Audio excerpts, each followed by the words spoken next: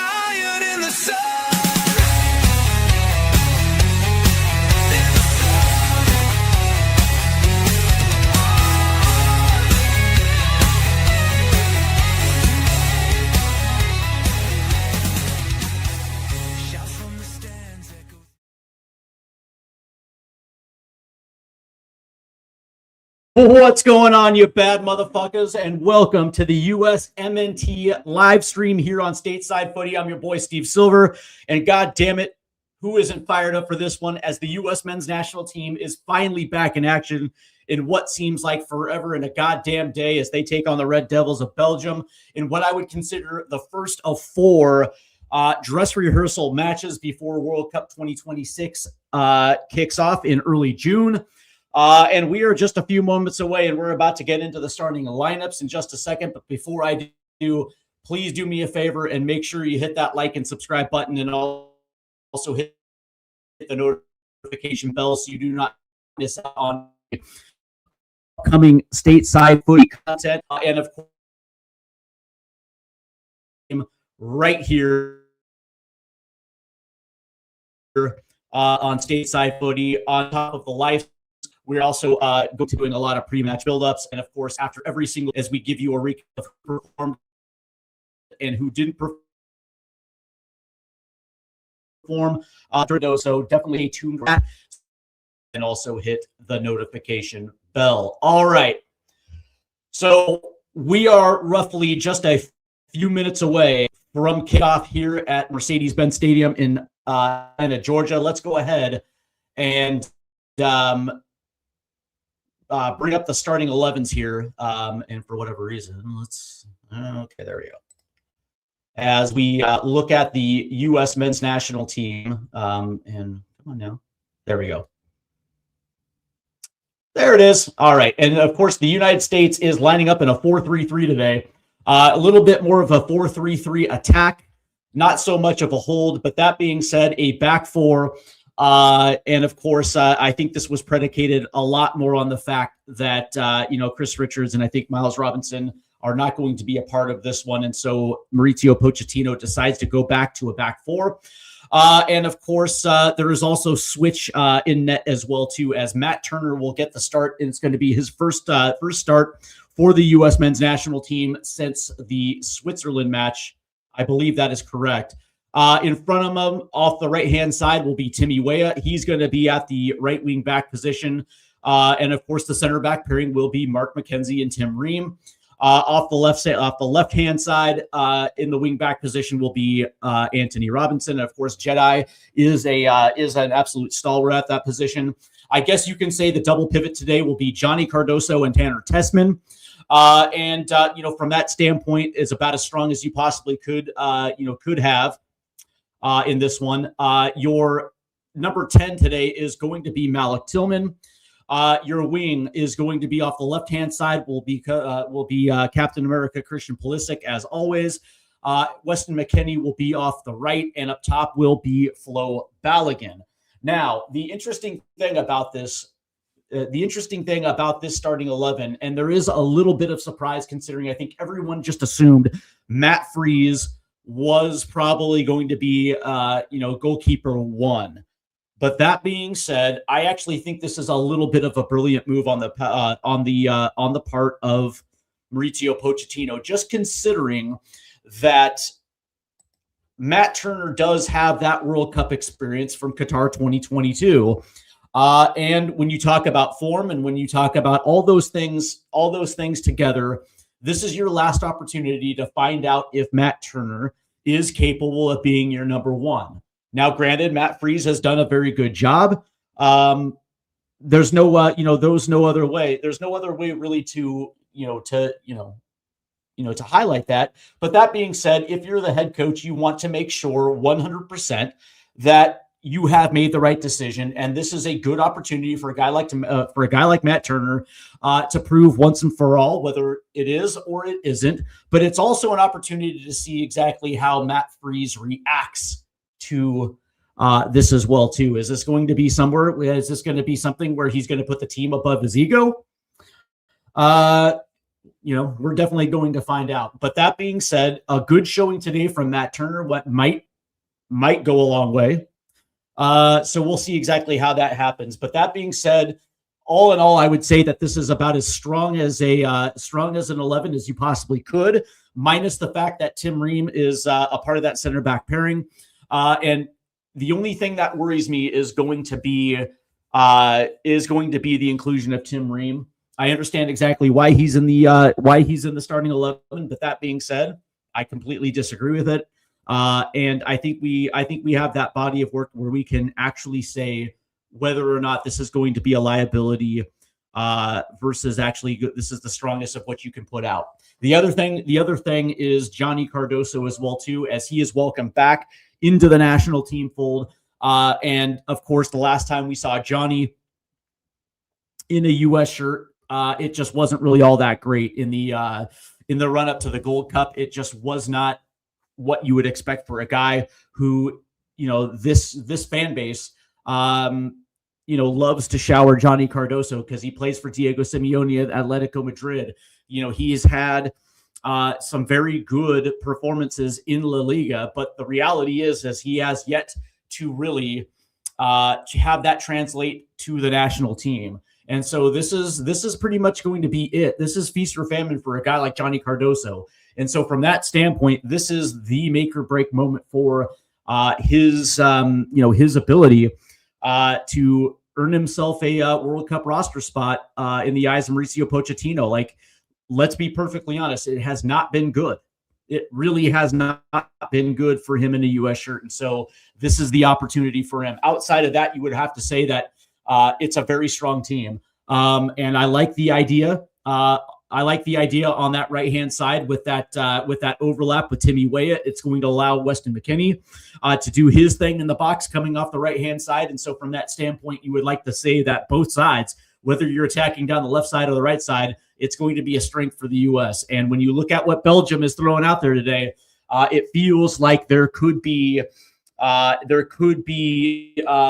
some magic today for the U.S. Speaking of Belgium, let's go ahead and bring the Belgians, the Red Devils, and their starting 11.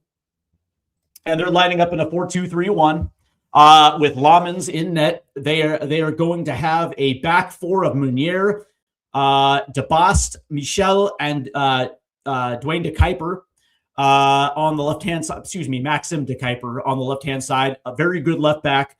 Meunier is actually pretty good as well too, and Lamens in net. Lamens is actually a solid goalkeeper. Their double pivot is going to be Raskin and Onana. Their outside wingers are going to be Doku off the left and Salamakers off the right. Kevin De Bruyne is going to be in that 10 position, and up top will be De Castellare, who is absolutely phenomenal, by the way. And of course, the bench today for the U.S. is going to be obviously Chris Brady and Matt Freese with Patrick Schulte, Alex Freeman, Austin Trusty, Joe Scally, Arvston, Morris, Aronson, Roldan, Reyna, Berhalter, Ajamang, and Pepe. Leandro Trossard is not going to be available today as he was dealing with some discomfort. But Mika Gotts, Lucas Strassen, Luis Openda. You have Luca Bacchio, Yori Tielemans, Nathan Ducat, Alex Witzel, Timothy Castagne, Nathan Ngoy, Coney DeWinter, Joaquin Sees, Artur Tete, Matt Sills, and Martin van der Roost. So there is your starting 11 for the Red Devils of Belgium, and we are just a little over about 6 minutes away from this one starting. But that being said, this is when I look at both of these teams and I look at advantages versus disadvantages, and it looks like, as far as I'm concerned, this really does have the feeling of something that is probably going to be even when you're talking about strength versus strength, because this is going to be two attacks that are going to try, they're really going to test their back lines. And I guess, from that standpoint, it's going to be which team is going to blink. Who's going to blink first? Because the team that blinks first is going to win this match, right? So from that standpoint, I guess I'm going to ask you guys out there, number one, which defensive back four has the ability to stand tall? Which is going to be the team when it's all said and done, that is not only going to be able not only going to be able to hold their positioning, but also being able to step up, mark out specific players, and keep a clean sheet. Is it going to be the U.S. or is it going to be Belgium? On the backside, it's also going to be which attack is going to be the first one. The first one to essentially pin somebody back and get that first goal. It's going to be quite interesting. Greg 1987 in the chat says, I'm watching TNT on TV. Do we have a goalkeeper battle with Turner starting today? I don't think so. I don't necessarily think so, Greg. But what I will say is that if you're Mauricio Pochettino, you have to be able to make sure. That's really what it comes down to. Because Matt Turner was our goalkeeper one at the 2022 World Cup, and because he has that experience, that does matter. It absolutely matters. That being said, when you look at his body of work, essentially from post World Cup 1992 through Copa America, World Cup 2022, through Copa America 2014, it wasn't really all that great. And Mauricio Pochettino came in, decided to make the switch, and Matt Freese really has been the guy. But that being said, you have to find out. You have to know one way or another. And so he decided to throw Matt Turner out there. And I actually think it's a pretty good idea, Greg. I really do. You want to see how he reacts, how he plays, if he plays well. But on the same token, you want to see how Matt Freese responds to this one. And that's also equally as important too. And I'll tell you what, man, looks like Mercedes-Benz is absolutely filled to capacity, man. This is absolutely fantastic, man. We are in the run up to the World Cup, and it's nice seeing. It is absolutely nice seeing the U.S. fans in full force out there for this one as well too. So absolutely fantastic. And there's the new look at they're wearing the World Cup jerseys, man. The World Cup shirts, man. I don't know, man. Those flag design, that I don't know, man. The Waldo shirt was a little bit better. I don't know. Maybe it's just me, but we are getting close to kick here from Atlanta, Georgia. It's going to be interesting, man. Also in this match, I should point out that both head coaches have agreed that they can use up to 11 subs in this one. So it is, for both sides, especially when you're talking about some of the bigger names, i.e. the Christian Pulitzic's, the Flo Milligans, the Weston McKinneys. And I would probably assume that Mauricio Pochettino has had conversations with their club teams as well too. I would be surprised if either of those dudes weren't on a minutes restriction. usually the club will say, hey, do me a solid and don't play him for, full 90s in both games. So because of that, both teams are going to be able to essentially use their entire, they'll have the capacity to pretty much use 22 players. So from that standpoint, it wouldn't surprise me if we're going to see a lot of substitutions in that second half. And we're going to see a lot of minutes restrictions. So it's going to be interesting to see how that second half is definitely going to play out. I would probably assume there's going to be some rotation versus Portugal as well too. So who knows how that one is going to play out? Although I would probably guess that we're going to see Gio Reyna, we're going to see Brendan Aronson, we're going to see Ricardo Pepi, and that is also going to play a significant role, especially if we are chasing a goal in that second half versus trying to hold a 1-goal lead. So 1-goal lead. I can't speak English right now. So I actually like it.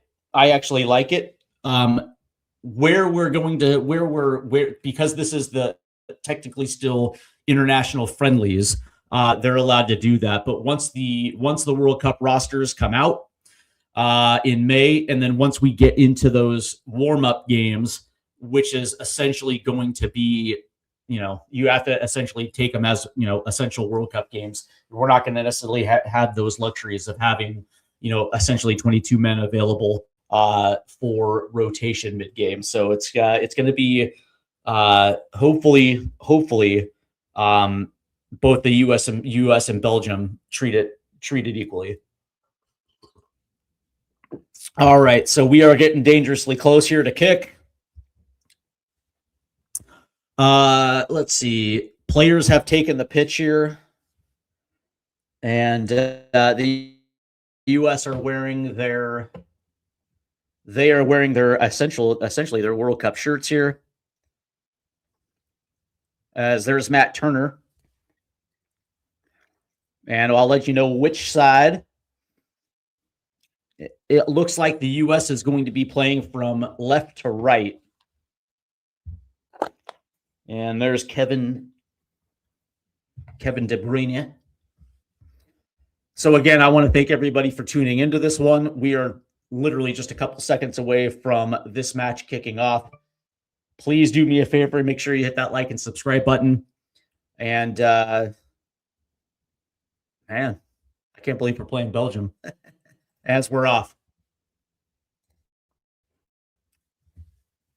And it looks like Belgium will hold possession with Jeremy Doku. And now that ball will get recycled to the back as they're going to be moving through their center backs, as that ball is going to be popped up. But right there is Mark McKenzie. And he will hold it for Matt Turner. And Turner will pick this bad boy up.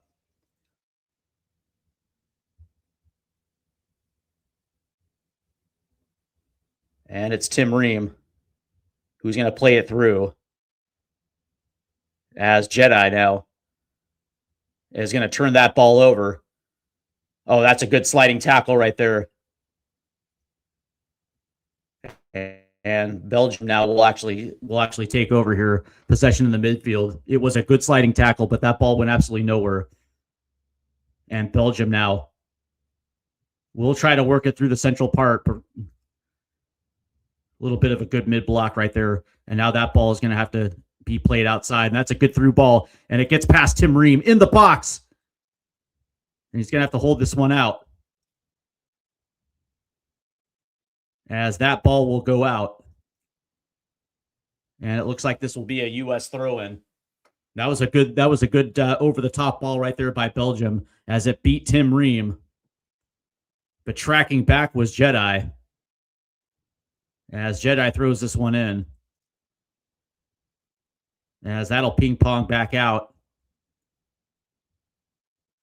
As the U.S. tries to clear it, and that's a good little flick on right there. There's a ball in. There's a shot that's going to go over the crossbar, and that'll be a goal kick.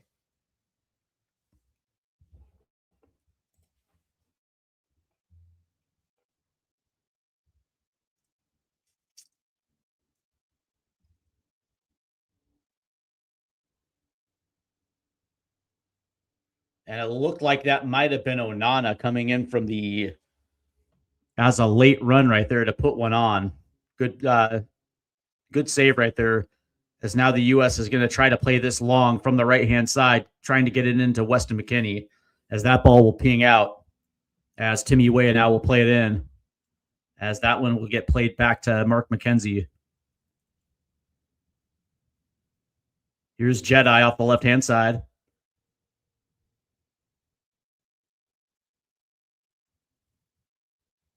And Tessman will have to play it back, as that one gets played forward. And now it's a 1-2 between McKennie. And it looks like there might be a whistle.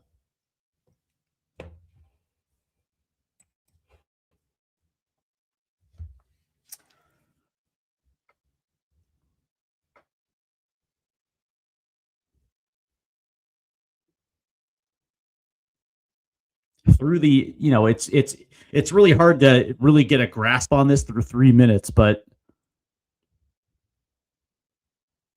this should not be a scenario where the U.S. should be intimidated by Belgium. And that's a good header forward, as that'll come down to the U.S. possession here. And now they're going to play this down the left-hand side. Here's Pulisic in the box. Pulisic cuts in on his foot. Ooh, and that's going to get cleared. But Pulisic is now going to try to chase down the ball. And now Belgium's going to try to clear this one,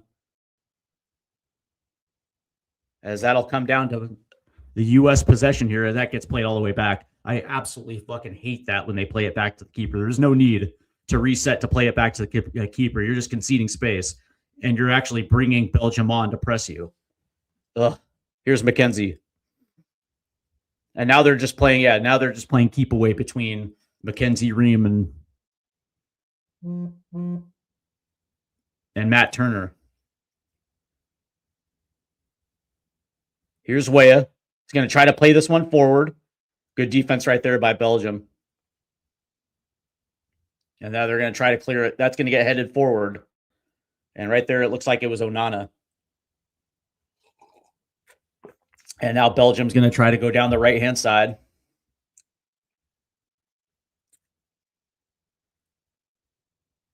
And now there's the switch to the left.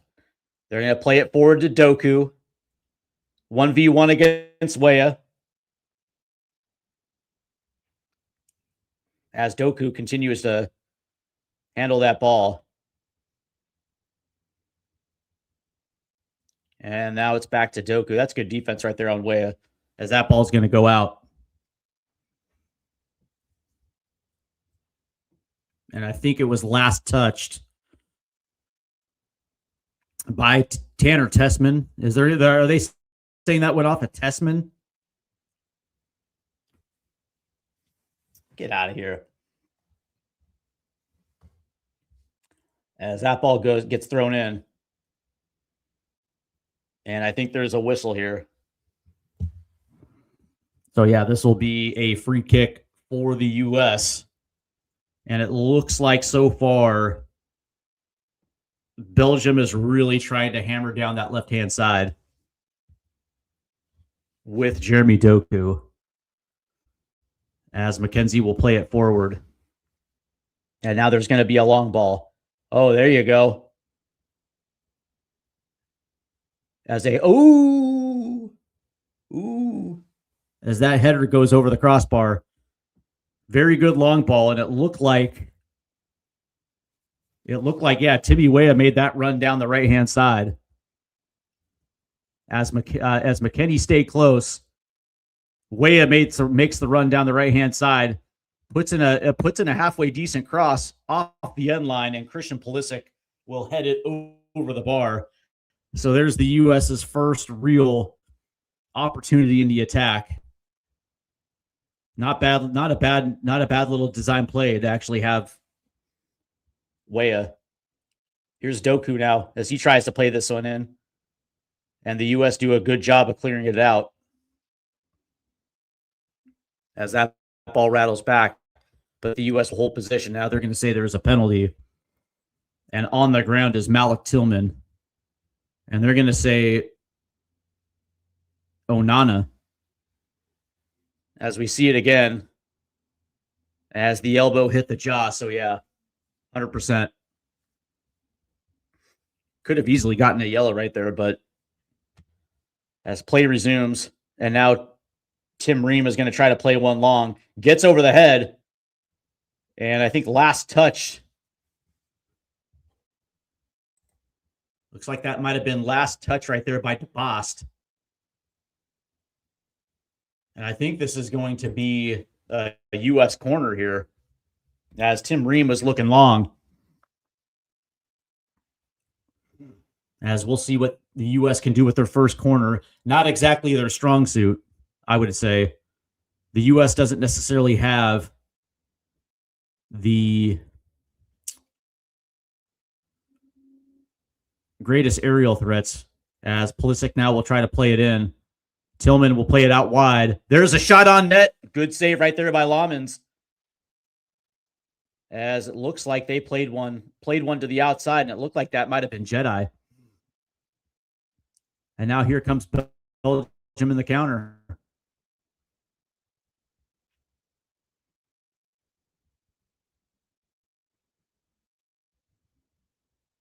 As the U.S. now has everybody back.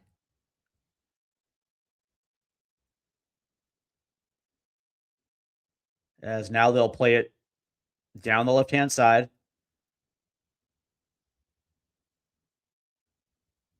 And it'll be Onana. And he'll play it outright.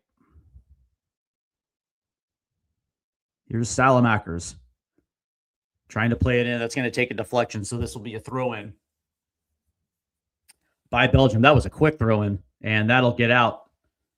Last touched by the U.S., so this will be a corner for Belgium, and of course that will be Kevin De Bruyne taking the corner here. As KDB made a late run, as that ball got played in quick. Good defense to cover it out, but nowhere else to go except past the end line to give Belgium their first corner. As that ball gets whipped in, as that'll go out wide, there's a shot that'll go over the crossbar. So the U.S. will have a goal kick. As they were looking for Salamakers on the outside there.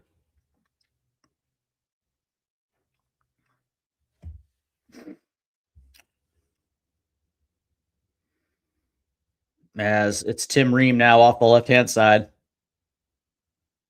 As it looks like Jedi's hugging that left-hand touch line, but they're going to go to the right-hand side. As Way will play it up the right. And they're going to have to play this one back.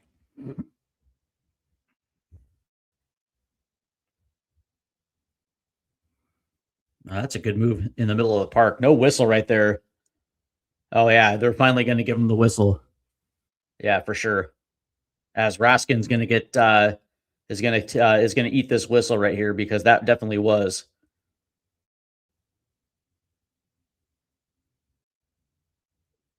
As play resumes, and that ball is going to have to go all the way back to Matt Turner.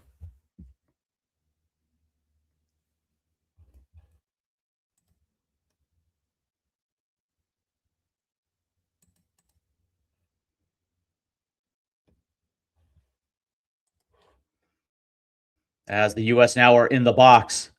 That's going to be headed out. And now here comes Belgium as they're going to try a quick counter. Here's Doku on the ball.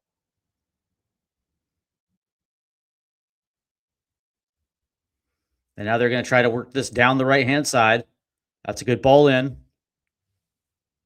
As Belgium is going to try to play their 1-2s off that right-hand touch line. Good defense right there.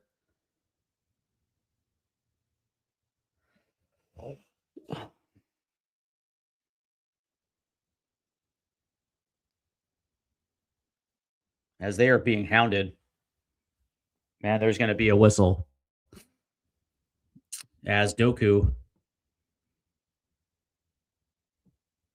hits the turf, and I think this is going to go against Pulisic, although personally, That looked a little weak, but whatever. They're always going to get that whistle. Eh. He didn't even step on his toe. He didn't even step on his foot. That's weak ass. Yes. So this will be a free kick from a very dangerous area, though. As Kevin De Bruyne.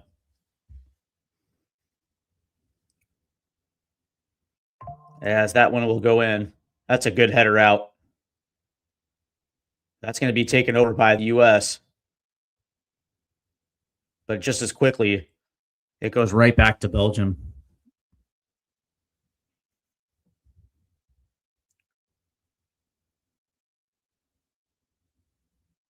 As that's, they tried to play a through ball.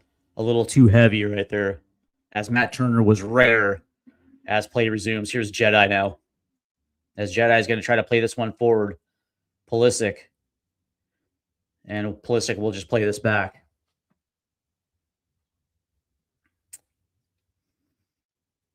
Here's Tim Ream. Nice little play through. Here's Pulisic now on the ball. In the box. He's going to try to take a shot. That's going to go wide left. Good little 1-2 right there between him and Malik Tillman to free up space for Pulisic.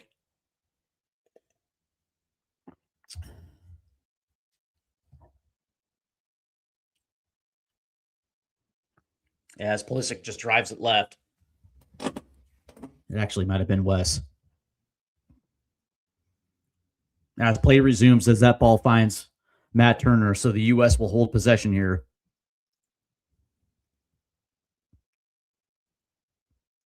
Tim Ream. As that gets played back all the way to the right-hand side. That's a good ball forward. Here's Weah. Nice little ball. Nice little touch forward. Ball into the box. As that's going to get headed out. U.S. will hold possession now. Oh. As that ball, his back pocket gets picked. U.S. will still hold as Tim Ream right there will keep it in. And it looks like this might be Jedi. Here's Christian. Trying to get through two defenders. And that ball will go out past the end line. And I think this will be another U.S. corner. Here in the 15:10 mark here in the first half. As it'll be Malik Tillman taking the corner. Last time the U.S. played it short. Had a nice little nifty shot with Jedi from the outside, but this one's going to get whipped in. And immediately it's going to be headed out as Belgium's going to try to counter here. Down the right-hand side. And that's going to be taken away. That's an errant pass. So here comes the U.S. They'll play it onto the outside. Good pass in. Flicked. That's going to go out. And I think this will be another U.S. corner. As Jedi did a very good job right there. Interesting hairstyle, hair choice by Jedi here. I'm used to the the old school Jedi. Looks like he's rocking twists. As Malik Tillman will do this again.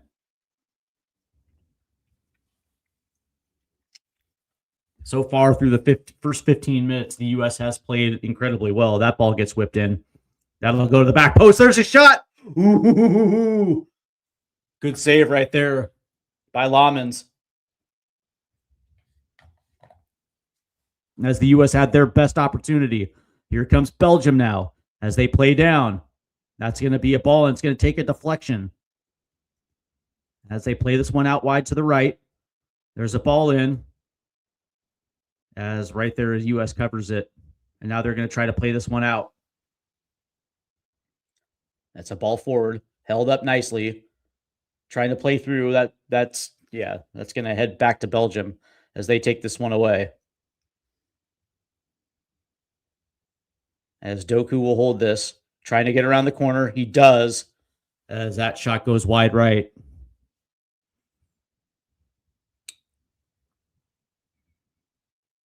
As that one found its way to the back post. And it looked like it found Weston McKennie, who puts a point-blank shot on. And couldn't converge. Good save by Lamans. The U.S.'s best opportunity to score here in the first half. And now it looks like Belgium will have another corner, as Kevin De Bruyne will play it short.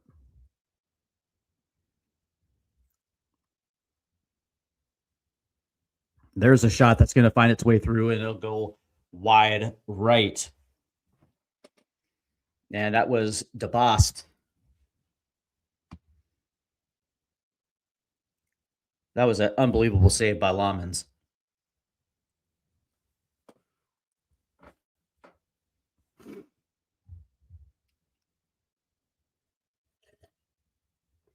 That was a bang-bang shot, but Belgium now will hold possession,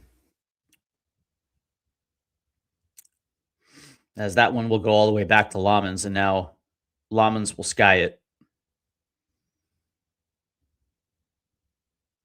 As Tim Ream couldn't hold it up, but the U.S. now doing a really good job. There's a shot that's going to take a deflection, as that'll come find its way to Jeremy Doku at the halfway line. And I think there's going to be a whistle. Yeah, there will be. As they're going to say they're going to give a yellow to Wes here at the 19-minute mark.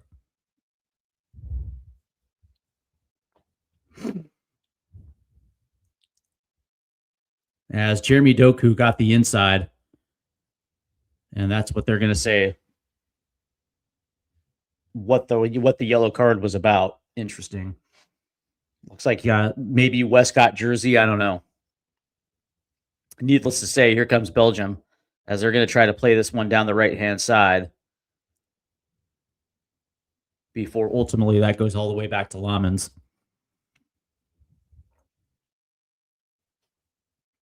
And now Lamans is going to try to play this down the left-hand side, as that ball will ultimately be headed out, looks like, by Timmy Weah. So this will be a Belgian throw-in as we are approaching the 20th minute here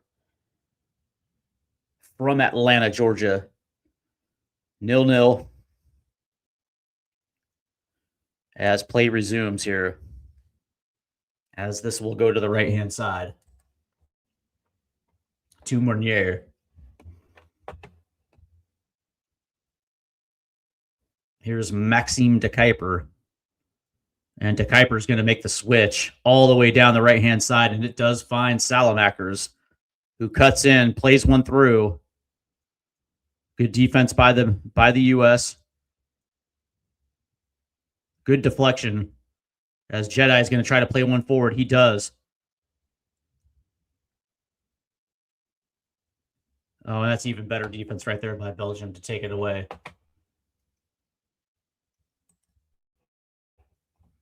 As they're going to play this one out to the left. Here's Doku again. As Doku's going to try to dribble past somebody, he does. And that'll go out. As Doku, I'll be the first one to say it, man. Doku's been a handful.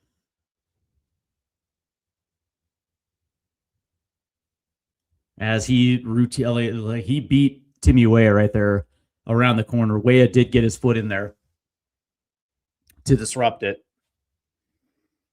So this will be last touch by Doku, as the U.S. will play from behind the play out of the back here.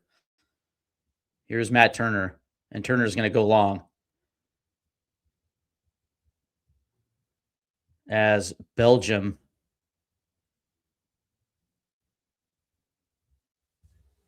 will be, looks like they're going to be, no, this actually looks like this thing will go.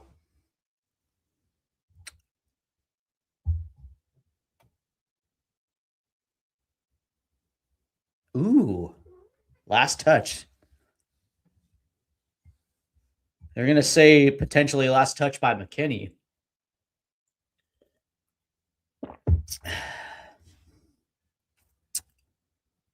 Interesting.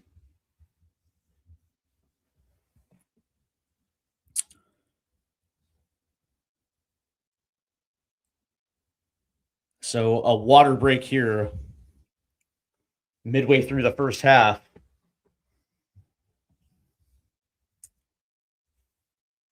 Not bad. Not a bad first couple minutes. As Belgium currently leads the possession battle 55-45. Total shots, US 6, Belgium 4. Shots on target, US 2. Belgium 0. And US has also had a big chance, but they also missed it as well too. From the standpoint, and by the way, I for the life of me can't understand why they're having a water break in an indoor facility with AC, but far be it for me to to argue against the whys of FIFA, but it is what it is. But that being said, I will say that so far the US have actually looked pretty good. And in certain instances, they look like the aggressor as well too. When Belgium is on the attack, they are doing everything they can to put the ball on the foot of Jeremy Doku. And so from that standpoint, I would say that Belgium is very, very one-dimensional in their attack. And so it's going to be interesting to see exactly how the U.S. are going to disguise their overload, because one of the things that usually when teams are that one-dimensional, they will overload one side to put themselves in 2v1 defensive matchups, right? But that being said, it's, they got talent on both sides. So, one of the things that eventually Belgium is going to have to do is be a little bit more aggressive off that right-hand side as well too, to kind of mix things up. What I will say for the U.S. is they've actually done really well in central areas of the pitch, right? I figured that would be the case. And they're getting some action down both sides of their wings as well too. But as far as actual chances outside of that corner where the ball found Weston McKennie, like point blank chances, they've only really had the one. The couple times where Christian got himself into space to take a shot on net, not exactly the highest quality. So it's still early. And it looks like play is about to resume here.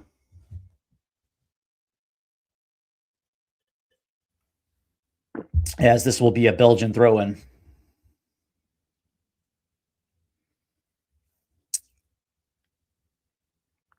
And that ball will head all the way back to Lawmans, as Balogun is going to hit the press button right there, as that ball is going to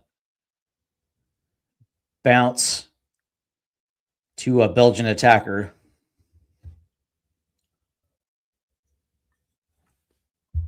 Off the left-hand side.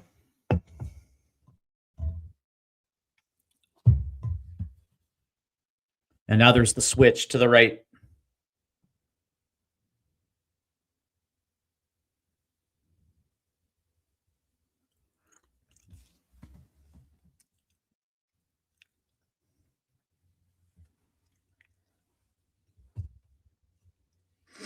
As Belgium will hold possession, although it looked like Jedi came over there to make a nice little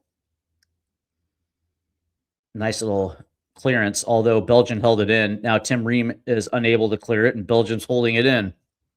And now they're going to make that switch all the way to the left-hand side. Here's Doku trying to get around the corner. And he's sitting 1v2. There's a shot on. That's going to take a deflection. And Matt Turner does a good job of poking it over the crossbar.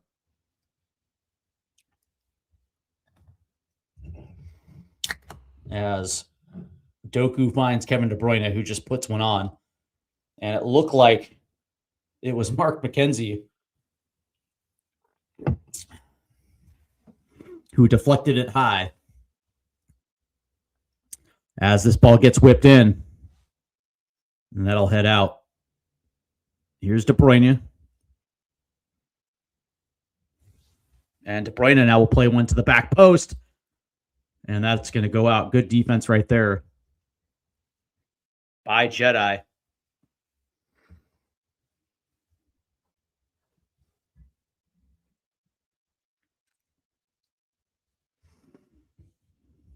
as De Ketelare was there at the back post.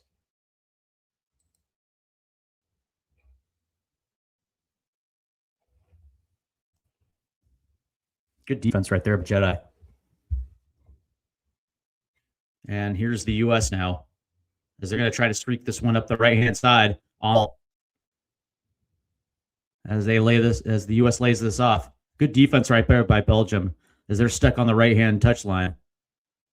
And that's a turnover right there, as Lamans now will play this long. As the U.S. almost come away with it. Here comes Belgium now, as it looked like they were about to come away with it.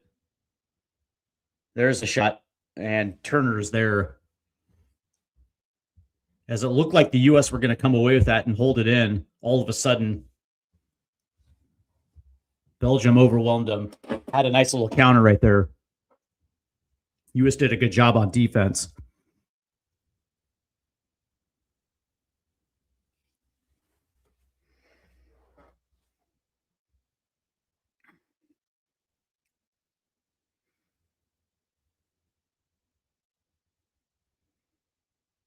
And now there's a ball forward. Tim Ream is trying to play a Flo Balogun onto one, as that'll go out, so that'll be a U.S. throw-in.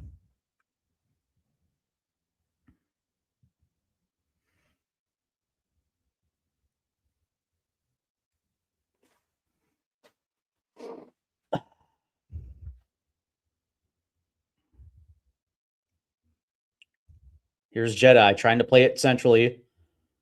Maybe a little too heavy of a touch by Balogun, but it's held in by the U.S. And now there's a switch to the right-hand side. 1v1.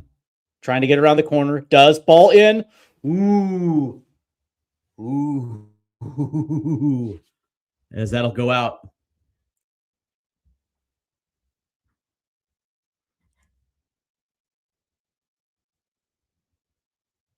As the U.S. will hold possession.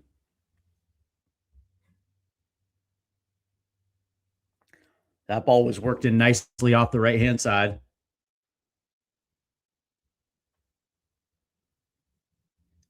Good dribble forward.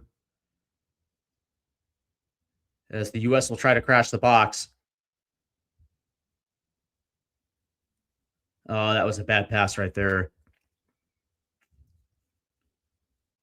The U.S. will take the turnaround. There's a shot. Ooh, good save by Lamans. As they were going far post right there. And Belgium will move across the halfway line quick. U.S. very good right there. Nicely settled into passing lanes, taking the ball away. Trying to get it back into that box as quick as possible. Here's Doku now.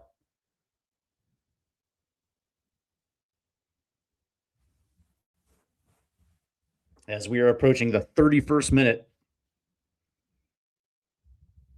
The U.S. certainly has been the aggressor. Far more shots on net.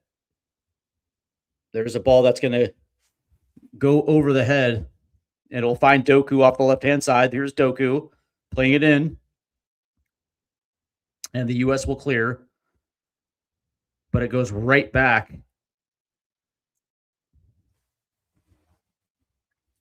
to Belgium.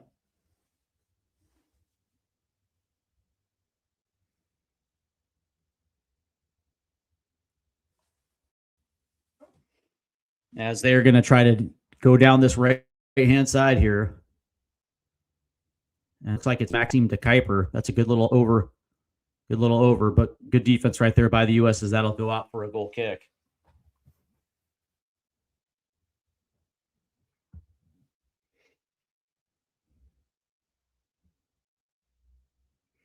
As the U.S. will play out of the back yet again.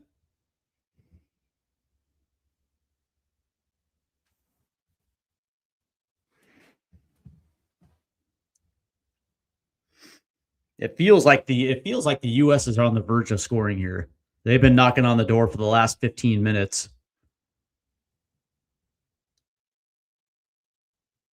And here's McKenzie.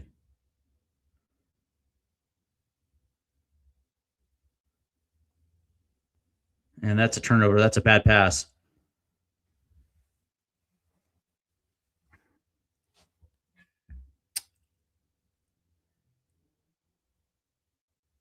As it'll find its way down the right-hand side. Here's De Kuiper. And you'll play this one back.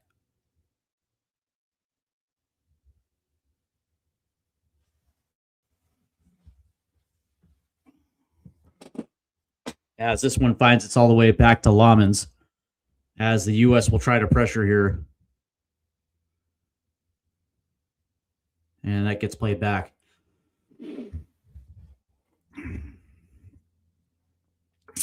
Mauricio Pochettino will announce his World Cup roster on May 26th, the day before my birthday. So we'll see what kind of birthday gifts I get, courtesy of the U.S.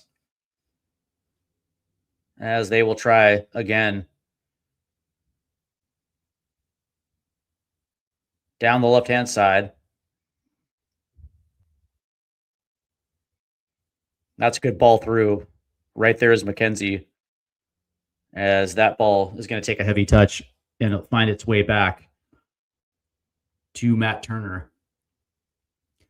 As the U.S. has done actually has been the better team here through 35 minutes. And it'll be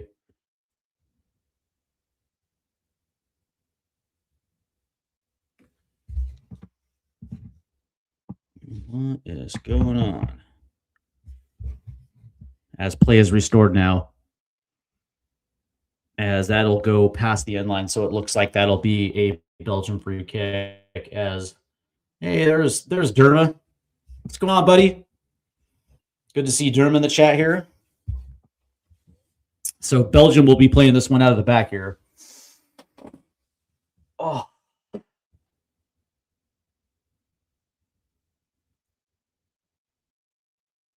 As they're going to try to play this one long here. That's a good sliding tackle right there by Mark McKenzie. So that one will get out. Belgium will act quickly here.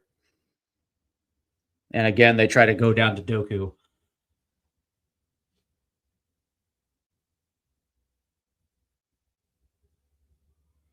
So far, silently though, in the first half, it has been Flo Balogun. Not a lot of over the top action for Balogun. Not a lot of progressive play from Johnny either, but I will say that both Jedi and Timmy Way have done a very good job, as that one's going to try to get over the top right there, and that's going to get out. So it looks like it'll be a Belgian throw-in.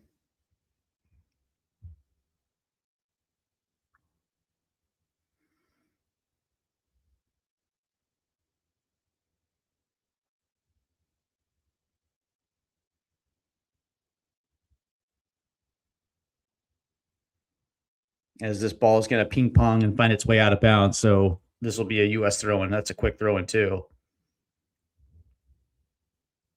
As that'll find its way back to Tim Ream. And the U.S. now will play it along its back three. And that ball will get played back to Matt Turner as the U.S. will reset here. As we are approaching the 40-minute mark. Still a scoreless draw. As there's a turnover right here. Here comes Doku now. As Doku tries to get around the corner. Does play it in. That's a good shot. Oh.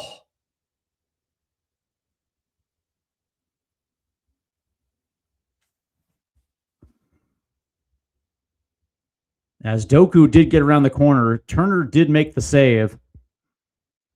As we see it again.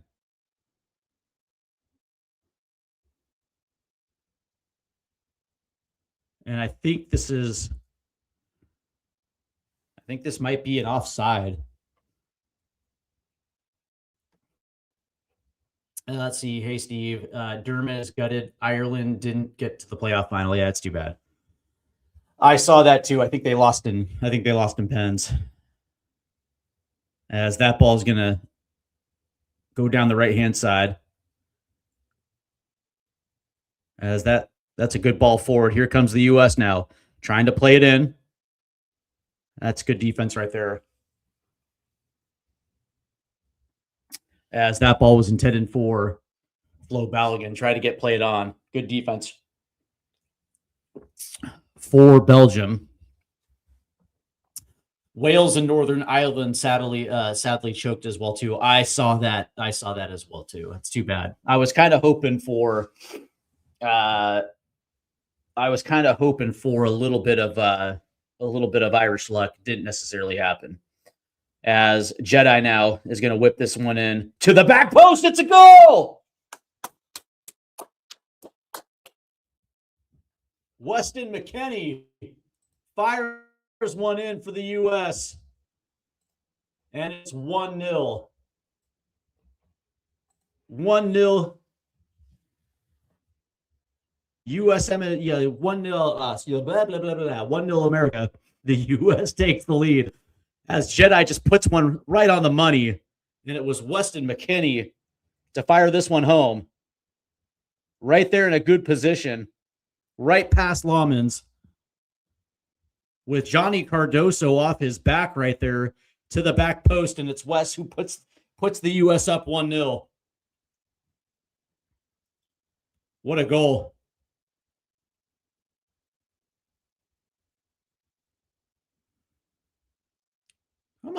Come on, Poch, show some enthusiasm. Why don't you? God damn it. Jesus Perez, your buddy, goes ballistic. Pochettino's just kind of looking at it like, that was cute. That ball's going to get turned over. As the U.S. have done a good job. Here's the flick. At the line, puts it in. That's actually going to be held in. As the U.S. tried to go up 2-0 right there. As they switch it all the way to the left, here's to Kuiper. Going to try to play this one forward. Doku will carry this over. U.S. took the lead here, 1-0. That's a good ball around the back. Here comes Doku in the box. Leads it out. There's a shot. That's going to take a deflection. And the redirect will go past the post off to the right-hand side. And again, it was De Kestelare. As Doku gets around his man.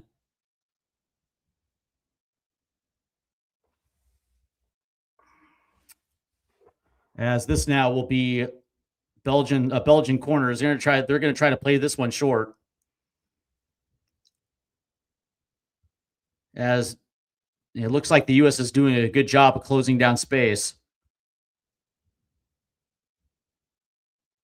There's a good turn right there. And that's going to go wide.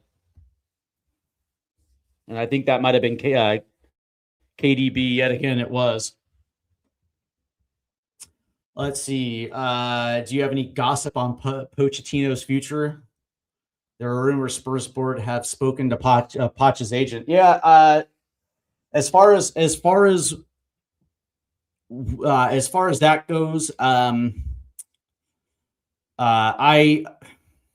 I don't see, like, even if Spurs were willing to pony up the dough to get him, I just don't see the U.S. letting him. Yeah, I can't see that. I just, like, we're so damn close to the so damn close to the World Cup.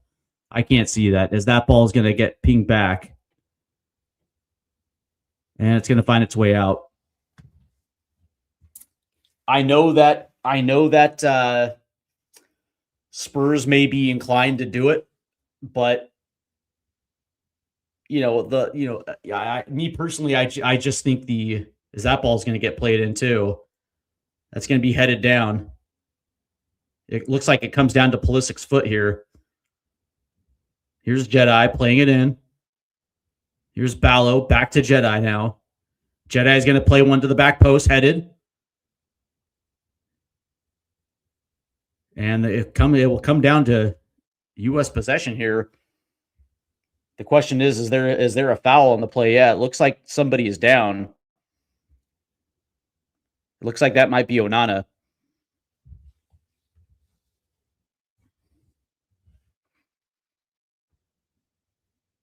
as he's holding his face. And he just took a ball off the chin. Come on now.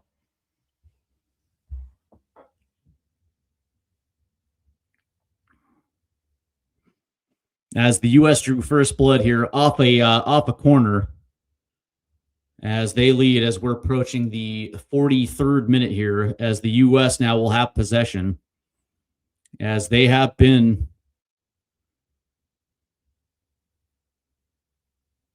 the far more aggressive side here in the first half, smooth in their transitions, clean passing. And they have been the team that has been more willing to get forward as Ream tries to play it forward. As Balogun was marked twice. Let's see. There is talk that Tudor has left Spurs by mutual consent because his dad died. Yeah, I heard that as well too.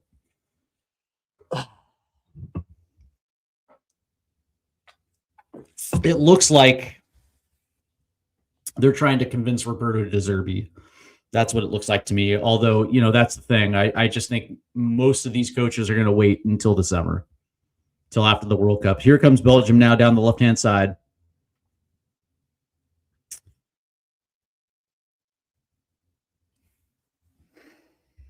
And now they're going to have to go back to their center back pairing.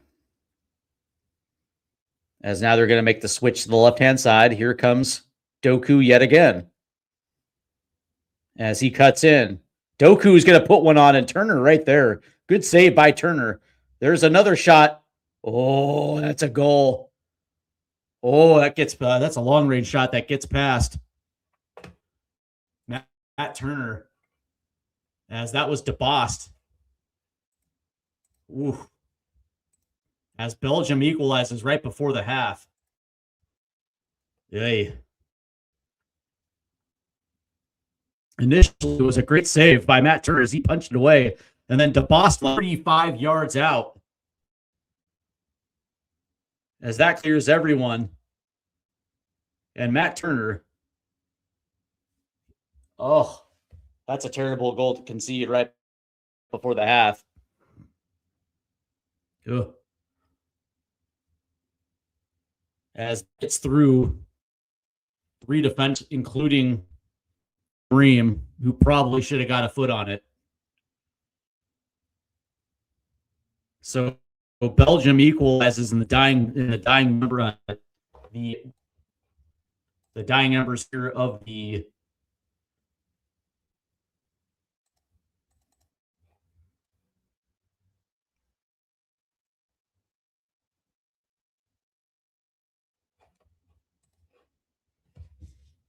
dying embers of here the first half, and Belgium's not done yet.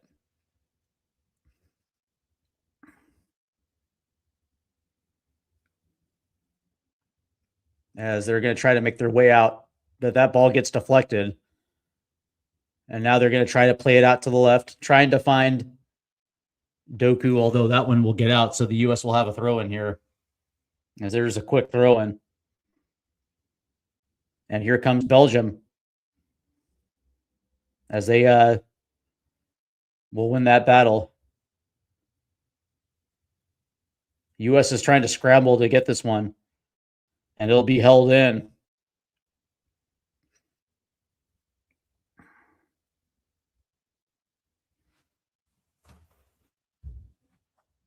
As that gets played all the way back to Lamens now.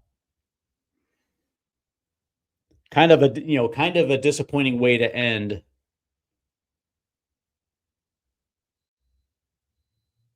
the first half, conceding a goal which probably shouldn't have been conceded. As that ball is going to find its way to Doku in the box, turns, lays it off, and that's going to get cleared out. So this will be another Belgium corner here as we are making our way towards the end of the first half.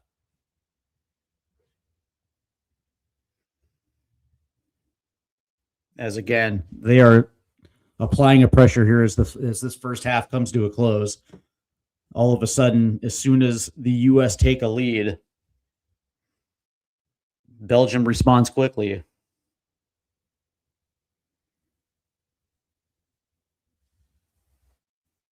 As the U.S. didn't hold the lead enough. They didn't hold the lead long enough there. As KDB now will play this one to the outside portion of the box. Good save right there by Matt Turner. As there's going to be a whistle right there against Salamakers.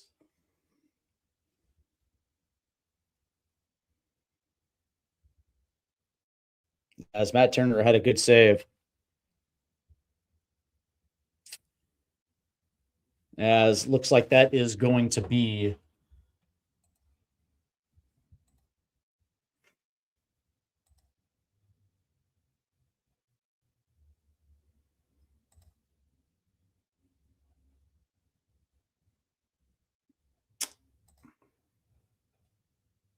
the end of the first half with the score tied at 1. And of course, the U.S. got off to a very good start. They have definitely been for the most part, they had been one of the aggressor of the first half. And of course, the U.S. gets on the board first. They had a nice early chance off a corner, which Weston McKennie could not score from a 20 minutes later. He was able to converge off another corner as the U.S. took a 1-0 lead. But that being said, pretty quickly, right there at the closing portion of the first half, the Belgium with the equalizer, and from that standpoint, on a play where really they shouldn't have been able to score, as it looks like, that shot from 35 yards out, first and foremost, should never have reached Matt Turner at that stage. But I digress. Turner should have been able to make that save, as it just glances off his fingers and into the back of the net. Kind of a debilitating goal to give up at that point, considering that the U.S. had just taken, a lead. So let's go ahead and get into the stats here. The possession battle is being owned right now by Belgium, 59 to 41%. Total shots, 13 to 8. Belgium. Shots on target are even at 4-4. Big chances, 2-0 for the U.S. And big chances missed, that would be 1-0. As the U.S. missed, their one big chance with Weston McKennie off a corner. Accurate passes, 231. Belgium, 145. U.S. foul committed, 4-2. Belgium. Corners, 5-4 going to Belgium. When we look at shots a little bit in depth, shots inside the box, 6-5. Belgium. Shots outside the box, 7-3. Total passes, 266 to 181. Passes in the own half, U.S. 96, Belgium 86. Passes in the opposition half, 145 to 49. So Belgium really kind of has held that position deep into U.S. territory. Accurate long balls, 18 to 9. Belgium. Accurate crosses, 4-4. Throws are even at 7 apiece. Touches in the opposition box, 21-12. And Belgium has been offsides to 0. Discipline, obviously, U.S. has 1 yellow card to Belgium, 0. Defenses, tackles are even at 6-6. Interceptions, 6-4 Belgium. Blocks, 4-1 to the U.S. Clearances, 11-8. And keeper saves is even at 3-3. Duels, Belgium leads the duel battle, 18 to 13. Ground duels, 16 to 8. Aerial duels, 5-2 to the U.S. And successful dribbles, 8-1 to Belgium. And that is your halftime stats. Really, what I will say is that the U.S. actually has had what I would consider a very good first half. For large portions, they were the one that was pushing the tempo. They were actually getting to very good spots. enough to where they were actually, trying to be creative, trying to get the ball in the net and putting themselves in an advantageous position to score goals.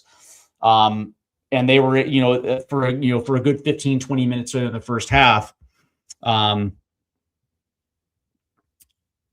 were on the doorstep of scoring a goal, and eventually they took a 1-0 lead. But that being said, it's like from that period, Belgium just kind of did whatever they could to put their foot on the gas and trying to get forward, and they certainly did. And from a U.S. perspective, one of the things you cannot do is just concede a goal that quickly. And it really felt like a couple minutes later, that was the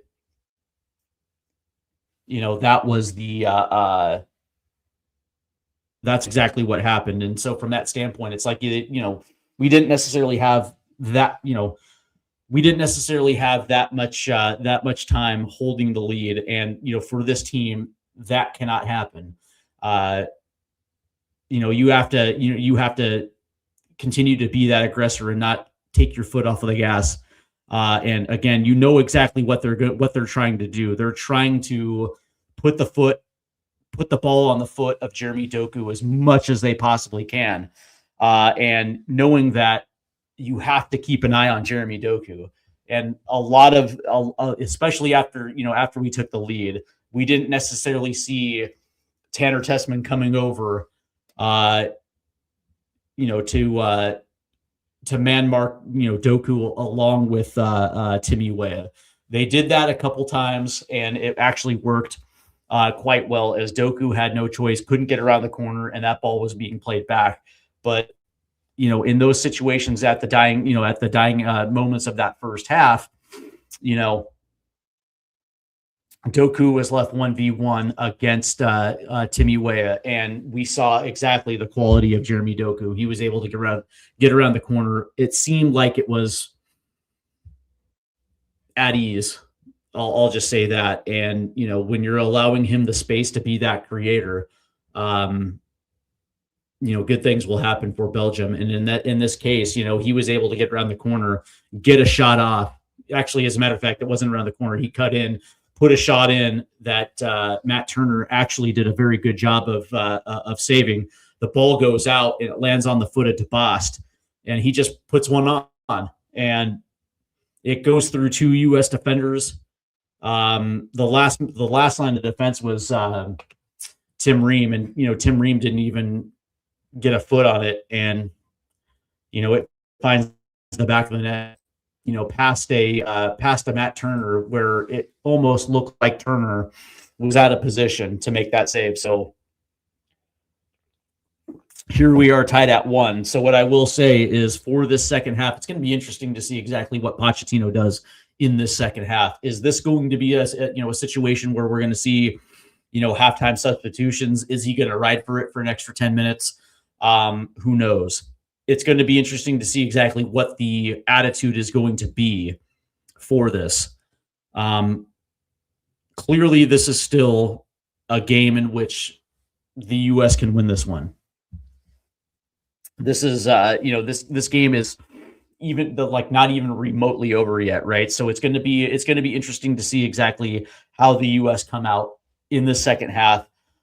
Whether or not they're going to be on the front foot. Are they going to have that same type of aggressive style as which they started, trying to get to that second goal before they eventually, make those substitutions to potentially, hold off Belgium? We'll find out.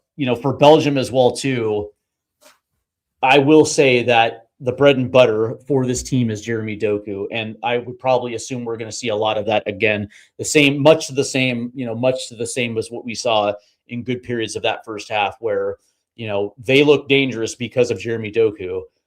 And when the U.S. did a good job, it's when they had that second defender on his other shoulder, making it a little bit more easier for Mark McKenzie to come in to make sure that back shoulder, that around the corner, was taken away. And Belgium had nothing to do but play that ball back. So I would like to see the U.S. potentially overload that. Me personally, I'm far more comfortable with Jedi going 1v1 against Salamakers off the right-hand side versus Wei and Wei against Doku off the other side. So we'll see exactly how that plays out. But good Lord, man. One of the things that we cannot do is continue to allow Jeremy Doku to have those 1v1 situations. It has cost the U.S. and it cost the U.S. quickly after we took that lead. So, man.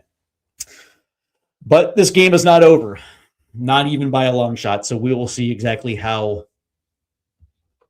this turns out. Just out of curiosity, what is going on?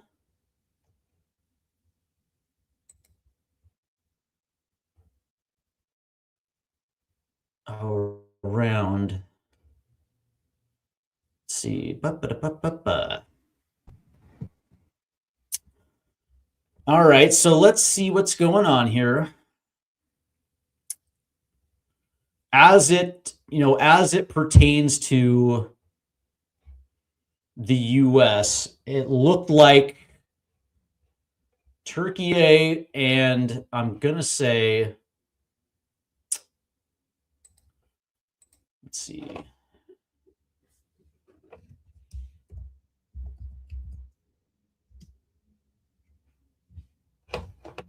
As it pertains to the U.S. in their group in the World Cup, yeah, it looked like, let's see, yeah, Kosovo beat Slovakia 4-3, so they advanced. And it looks like they're going to play, they're going to play Turkey for the right to be in Group C, which is obviously the U.S.'s group in the World Cup. And it's going to be interesting, too, because I would probably assume that it's going to be Turkey that is going to join the U.S., Australia, and Paraguay in that group. Don't get me wrong. Stranger things have happened. Maybe it might be Kosovo. Stranger things have happened. But that being said, we will know exactly who that fourth member will be in Group C in the 2026 World Cup. So we will know exactly the opponent, that final opponent that the U.S. will have to face in that group play in the World Cup. And I gotta be honest. The idea of playing Turkey does not necessarily sit well with me. That is a team that we saw in the Euros a couple years ago have a phenomenal showing. Are they the best? Are they the best? Absolutely not. But that being said, they're a team that get the absolute most out of their players, and they can be an absolute pain in the ass to play.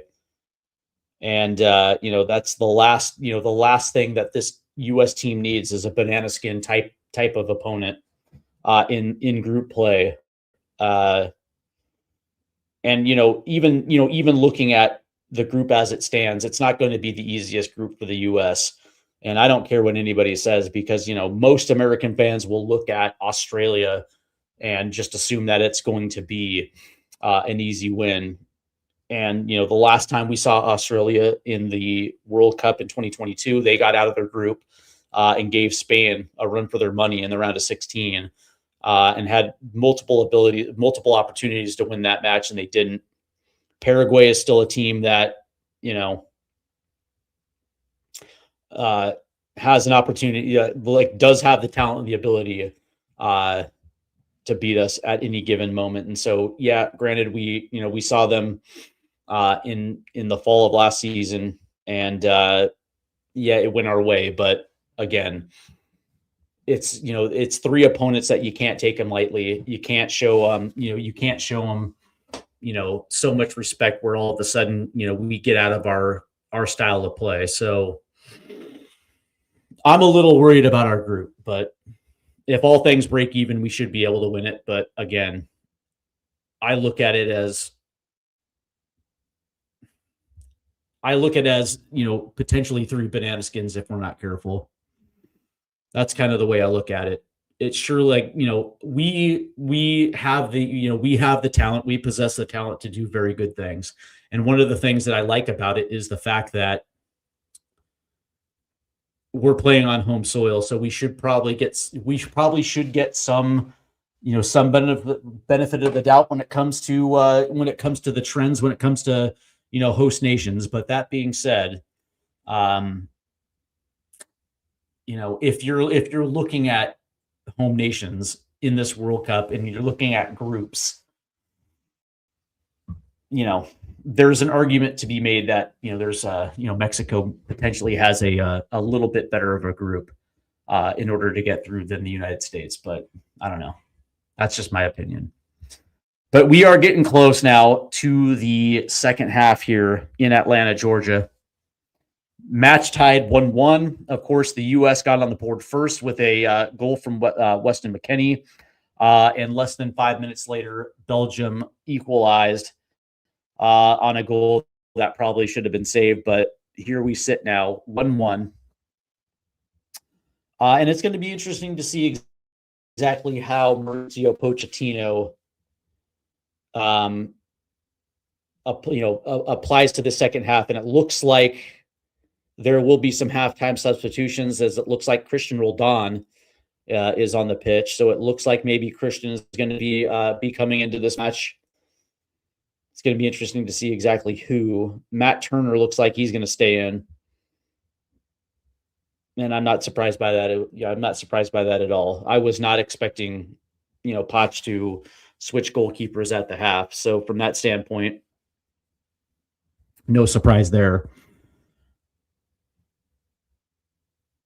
One of the things that I will say is we're going to have to do a better job of getting Flo Balogun involved into this match.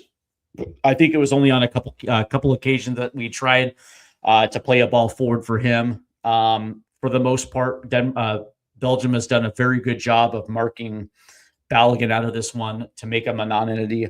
And because of that, we saw, Christian tried to do some things early in that first half. Even then, he wasn't really able to get free to get a good shot on net. We've had our best success going down that right-hand side, whether that is playing Timmy Weah forward onto the ball or getting Weston McKennie in certain areas where he could actually be effective.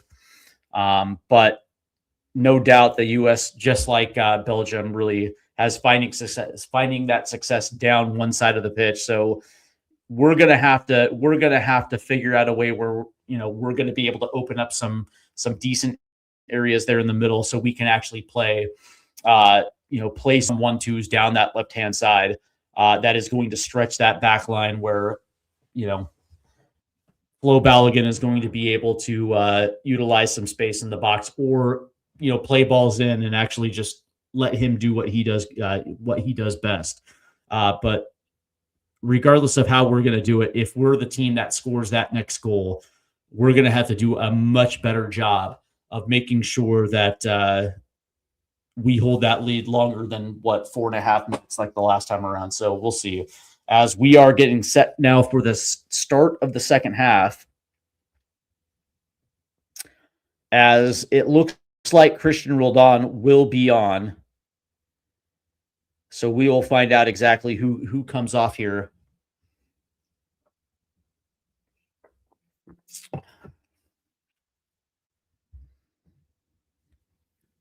So Poch has turned to his bench.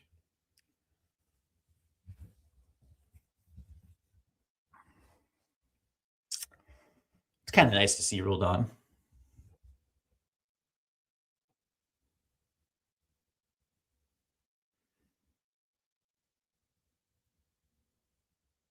As now the U.S. will be playing from left to right on your screen.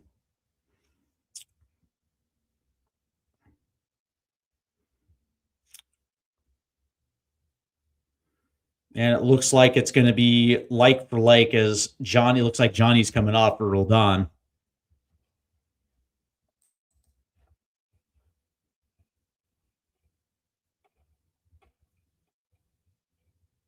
As I will let you know in just a second.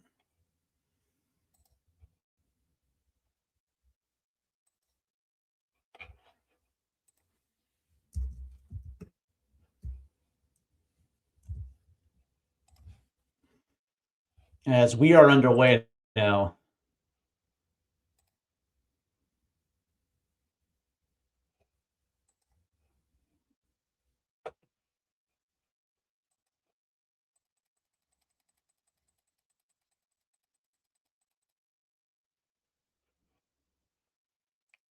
All right, let's see who the.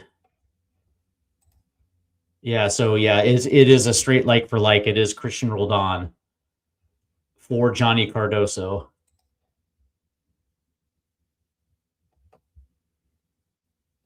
As play is resumed here, as US will hold this up.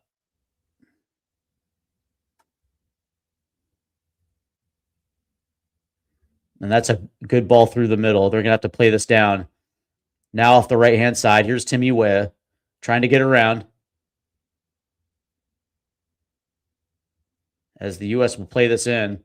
Good defense right there by Belgium. As they're going to now try to make this counter. But right there is Mark McKenzie to cover this one up. As that one gets played back to Matt Turner.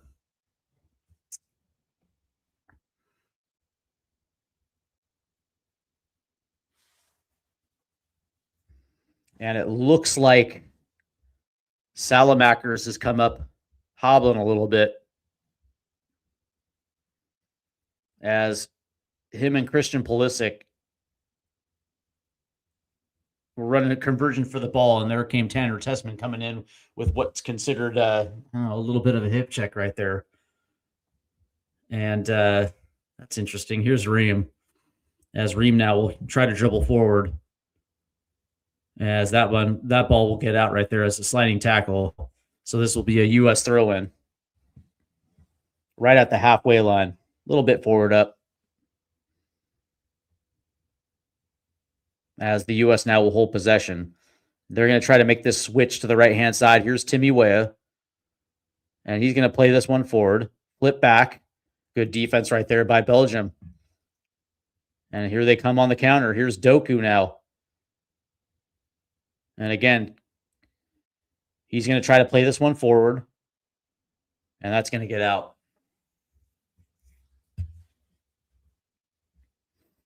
As right there was Christian Roldan on the coverage. As this will be a Belgian corner.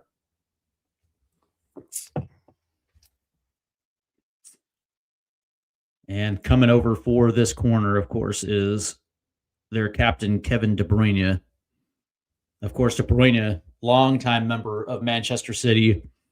I think this season he's playing in Serie A with Napoli. As this ball gets whipped in, back post. And right there is Matt Turner coming up to grab that. Good play right there by Matt Turner.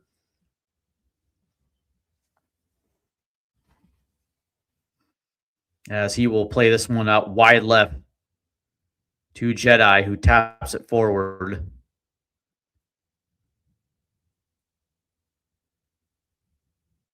And it looks like Pulisic will play it back to Ream. And now it's Mark McKenzie. As Ream will play it back to Jedi. That's a good ball forward.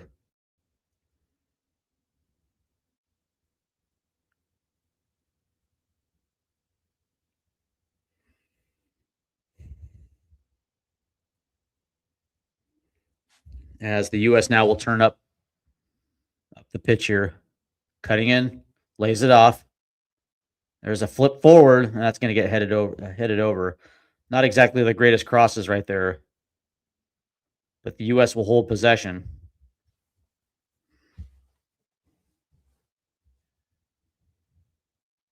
As Jedi is out wide left. As Tim Weah is out wide right. As the U.S. looks like they're trying to play this ball through the center parts of the pitch. And Belgium's doing a good job to close that off. Here's Weah. As that ball is going to take a deflection. Here's McKennie. McKennie's going to try to play a flip forward. Good defense right there by Belgium, who's going to try to clear this.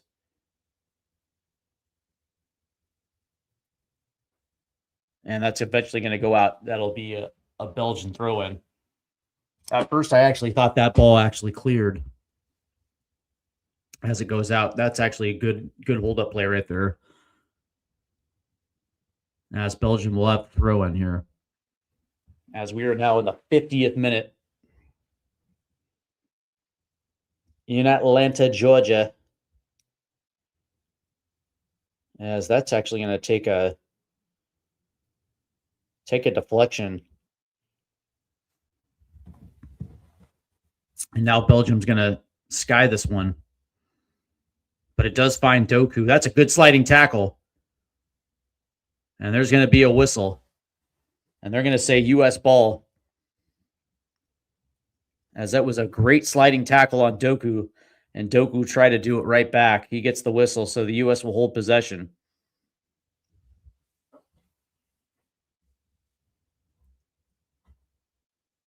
And it'll be McKenzie. As Roldan now will play it forward. All the way down the right-hand side. Here's McKinney. Actually, it's Weah. As Weah is going to try to beat him around the corner. Cuts in. Lays it off. There's a shot. Ooh. And that goes over the crossbar. And it was Christian. As Christian was trying to find some magic there. As Weah tried go 1v1 against a Kuiper. Couldn't do it, but there was Christian right there. Dribbled into a free space and tried to play one on. Nothing there.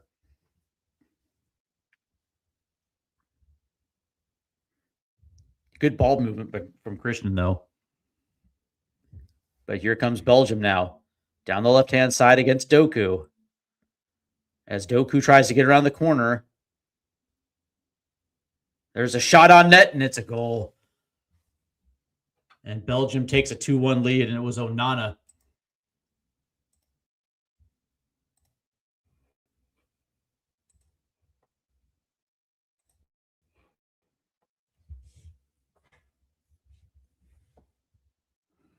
And again, a quick counter from Belgium. And it all, again, starts down the left-hand side with Doku. Gets around the corner. It was initially good defense, but the U.S. couldn't clear it. As that ball makes its way to the top of the box. And there was Onana.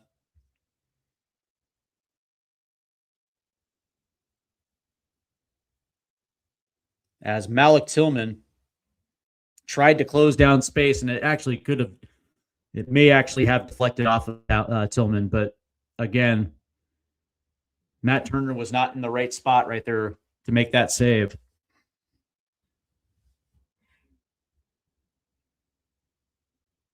As it's 2-1 Belgium now.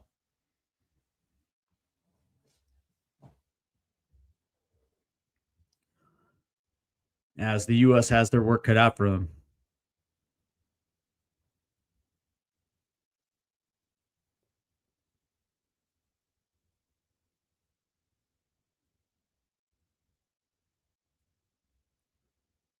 Here's Weah. As Weah is going to try to play one to the back post.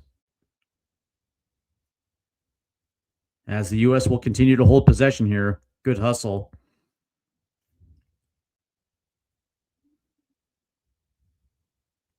Oh, that's a good move around the corner. Tries to play one in. There's a shot. Ooh. Ooh. As I think that did find Christian. As we look at it again. Oh, they're going to say offside. Okay.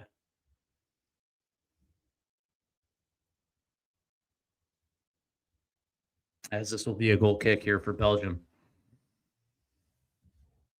As this one will go long. As it falls to Ream. Here come the U.S. Good ball through the middle. Trying to find Ballo. It does. Around the corner, there's a shot. Oh. As Weah puts it wide. Oh. Good ball movement right there. And it finds Weah, who hits it off the side of his foot. And it doesn't even hit the post. Oh. Good opportunity right there for the U.S.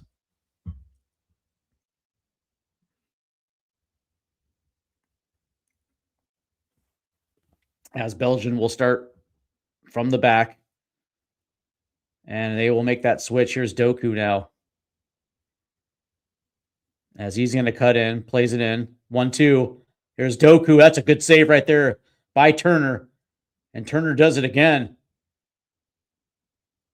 Oh, that was nearly 3-1.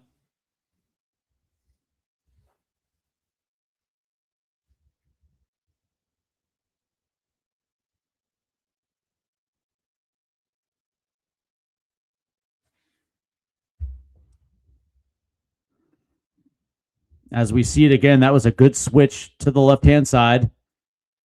As Weah had to track back to get Doku, and Doku just cuts in on the inside, plays it in. Good 1-2, freeing Doku. He puts one on. It was a good save. And then the header after the rebound.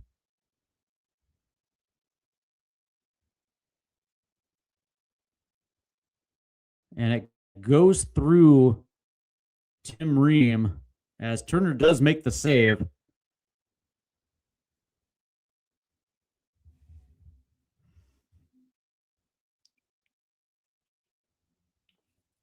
And I think Belgium is arguing that it went off of Tim Ream's hand.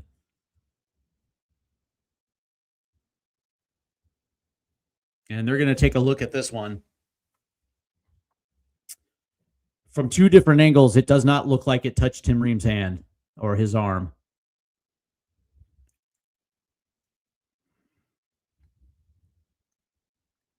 As this thing goes to VAR.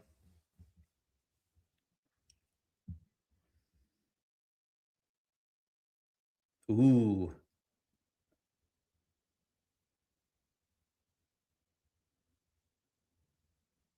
Ooh, it actually kind of does look like it did, because that ball goes down. As we see it from the back here. I don't know. There's no clear indication that it really touched his hand or touched his arm here, but the ball trajectory kind of does suggest that maybe it did touch his arm. As we will find out in just 1 second here how this ruling is going to go. And they're going to give him a penalty.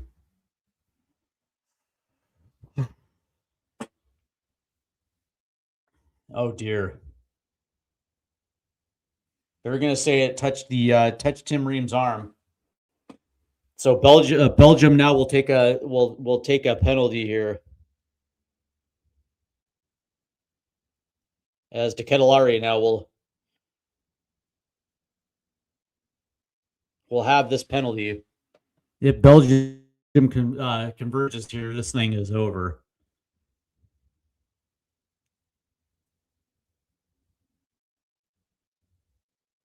And there it is. It's 3-1 Belgium.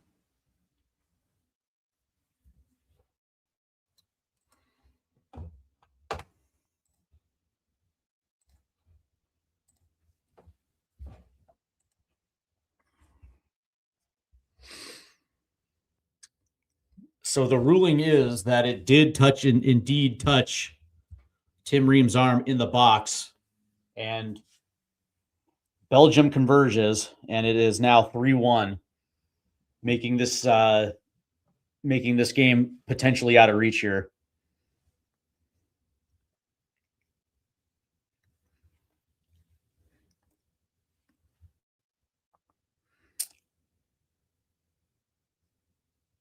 As this match has completely gone out of hand here in the second half of the U.S. And that's a good takeaway right there for Belgium. Trying to counter quickly, but right there is McKenzie. As the U.S. now will try to counter themselves.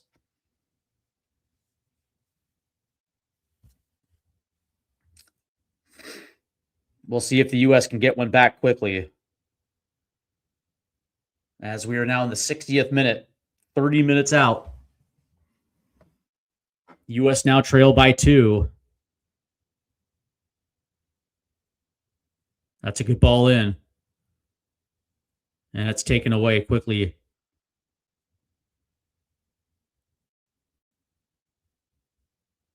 And it looks like there might be a foul right there. It looks like that might go against Malik Tillman. The U.S. started off this match actually quite strong in that first half. They scored the first goal. And after that, within 5 minutes, they conceded the equalizer, and it's all been downhill at that stage as Belgium has done a pretty good job. And it looks like they're going to make a switch here. Looks like a double switch.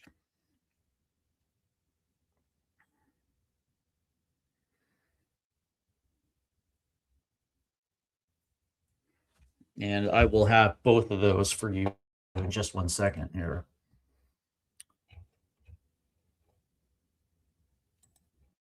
As it looks like, Max. So it looks like Joaquin Cess has come on for De Kuiper, and it looks like De Winter is coming in for De Bost. And it looks like a three-way switch as Tete is coming off for Ngoy. And Luis Openda has come on for wow, they made quite a bit of switches here. So Openda is coming on for De Ketelare. I'll have all those switches for you in just 1 second. It was like a five-sided switch. Now that Belgium has a 2-goal lead here.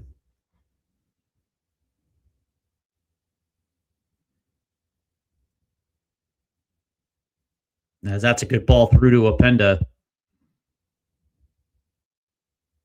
And they're going to say, what, offside? Yeah.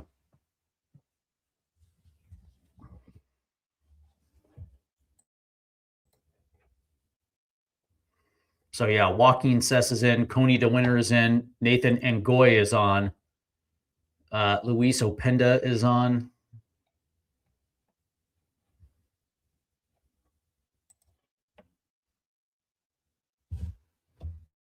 As the U.S. tried to get forward here.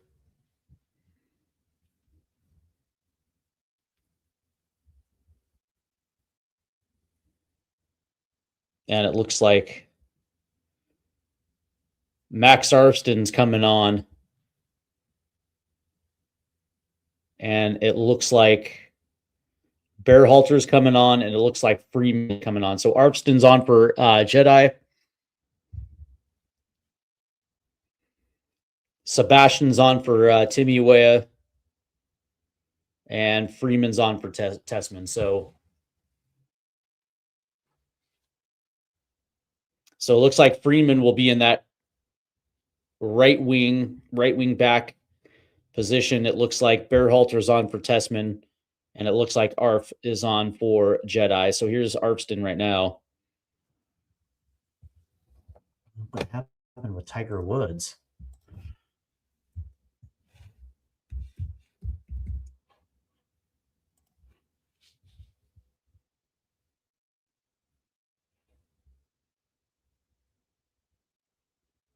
Whoa.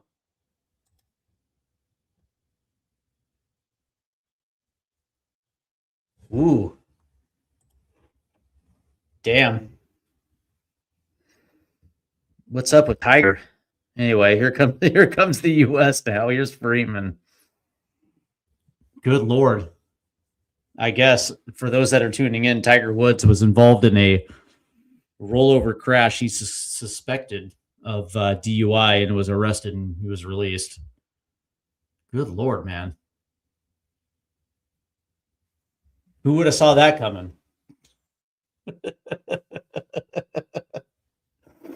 Tiger's been off the chain for a few years now.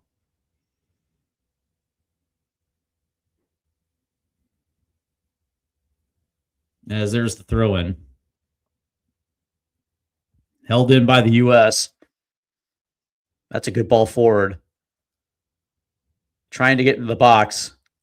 As Belgium does a pretty good job here. Coming over, that's U.S. is going to take this one away. They're going to call a foul. As Belgium is in firm control here in the second half.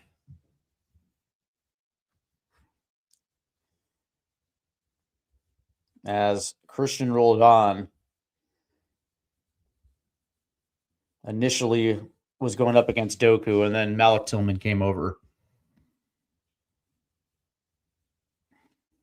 As Poch is not happy. As play resumes as the U.S. tries to press. That's a switch. That ball's taken away.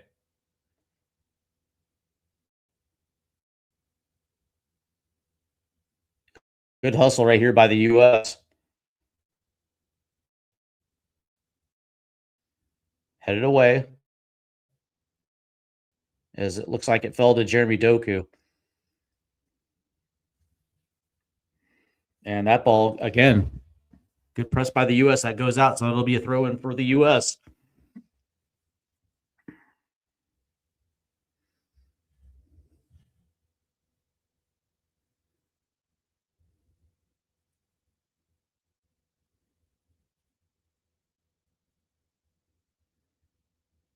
As they're trying to work it through the middle, that's a takeaway right there.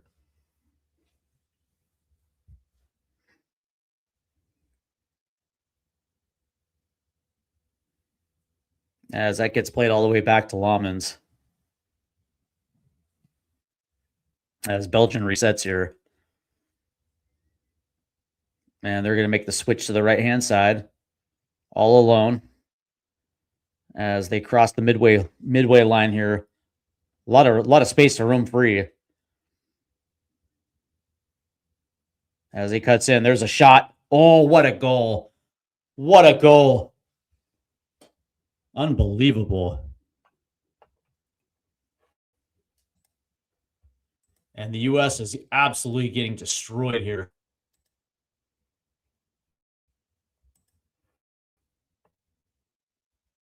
What a goal.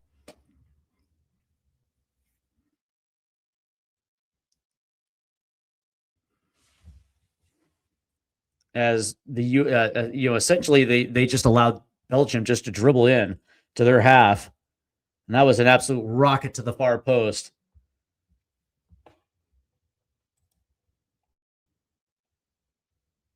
As it looks like that was Dodi Lukabakio off the right-hand side.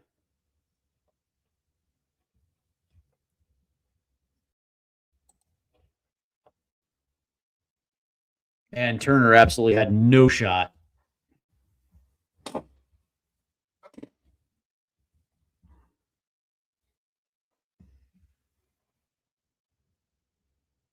In all fairness, I do not think that Matt Freese would have been able to get to that one either. But what I will say is, defensively, the U.S. is not as sharp as they were in that first half.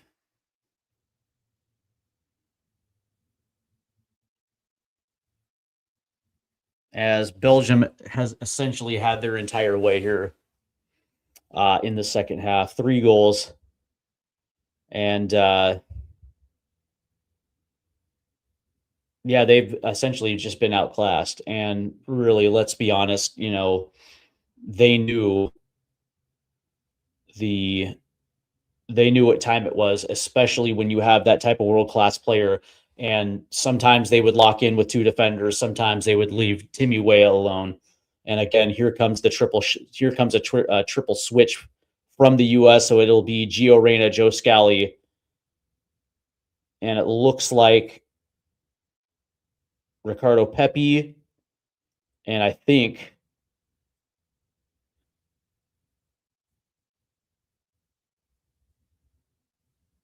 is that Ajamang? Who's coming in? Yeah, looks like Ajamang's coming in as well too. So, and it looks like Axel Witzel's coming in as well too for Belgium. So, and Yuri Tielemans is coming on.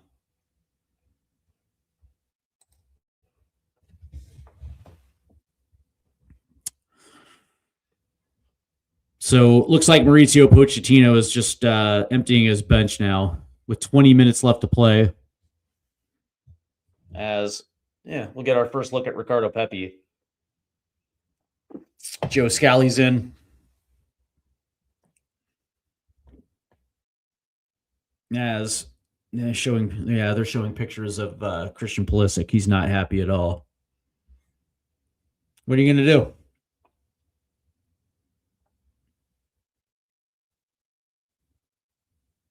As the U.S. men's national team got outclassed by a Belgian squad that really, I wouldn't say that. Listen, I understand the scoreline, but that being said, it's like the U.S. scored first, had a lot of momentum going until they conceded right before the half, and that was the straw that broke the camel's back. And from that point,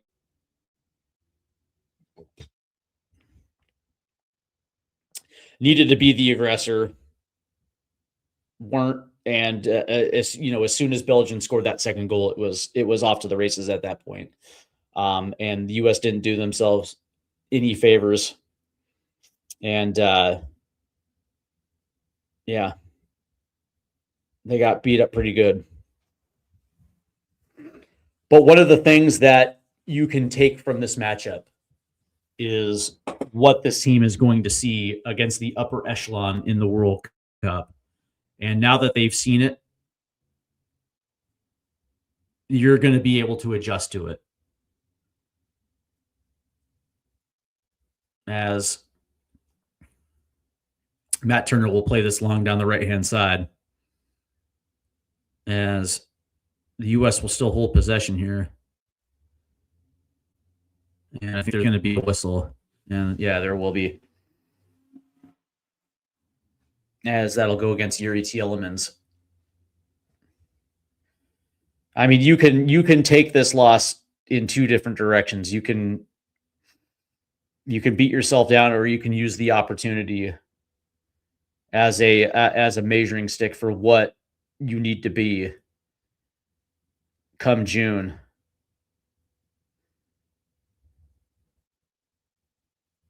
That's a good ball flicked into the box.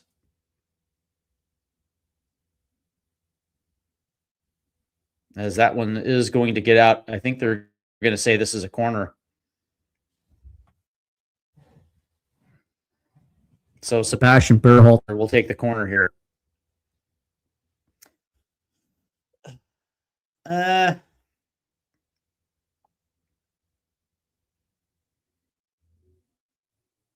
As that ball is going to get whipped in, and that was just a bad corner altogether from Berhalter. That was terrible. As that ball goes in, headed away. As that ball gets played all the way back, and Matt Turner will come over to play this one. No doubt that Belgium earned this win by all measures, especially in that second half. They put their foot on the gas and didn't let off.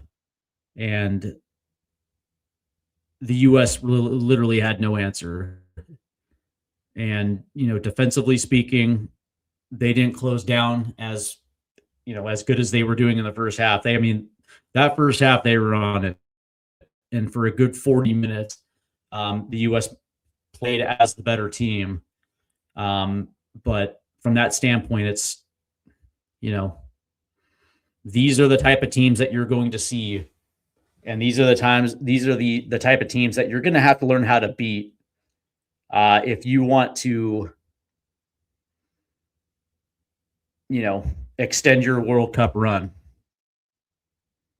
As that one will get out. And it'll be a throw in here.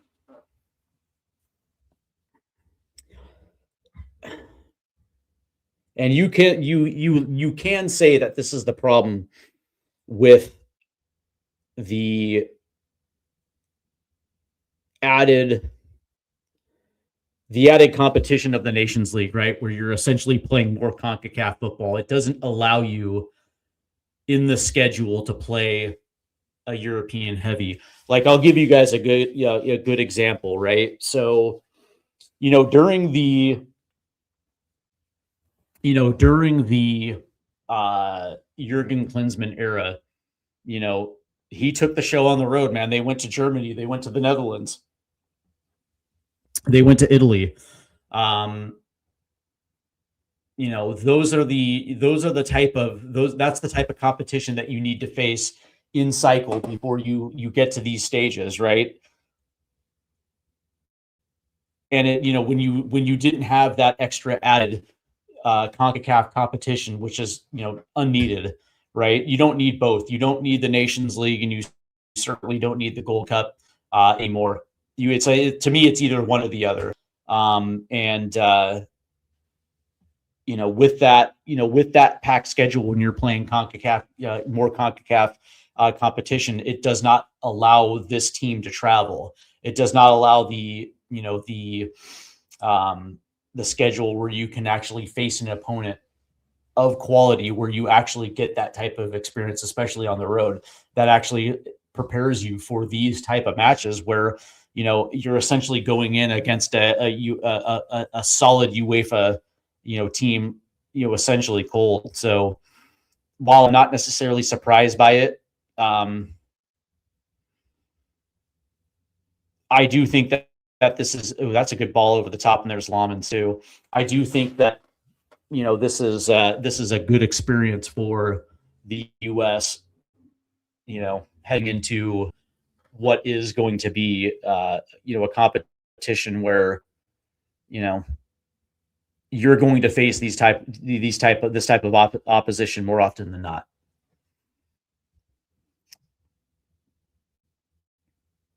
As we are now in the 77th minute, as the U.S. trail by 3.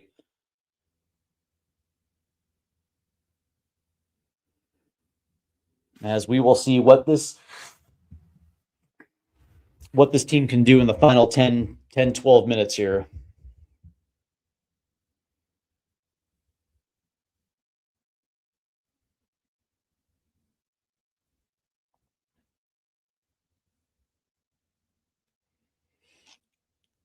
If anything, what I will say is, with anything, it just goes to show you, that Tim Weah had himself a golden opportunity this afternoon, you know, to show whether or not he has that type of quality to go 1v1 against a caliber player like Jeremy Doku. And for most of the afternoon, he was absolutely exposed in 1v1 situations. Like, where they did a good job was, where the US did a very good job was when they actually had that extra added coverage. And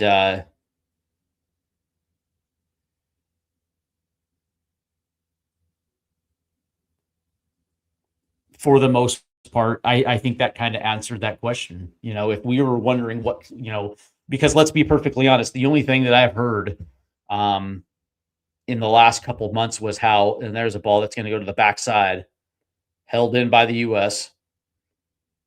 There's a ball in, and that's going to get cleared. The only thing I've heard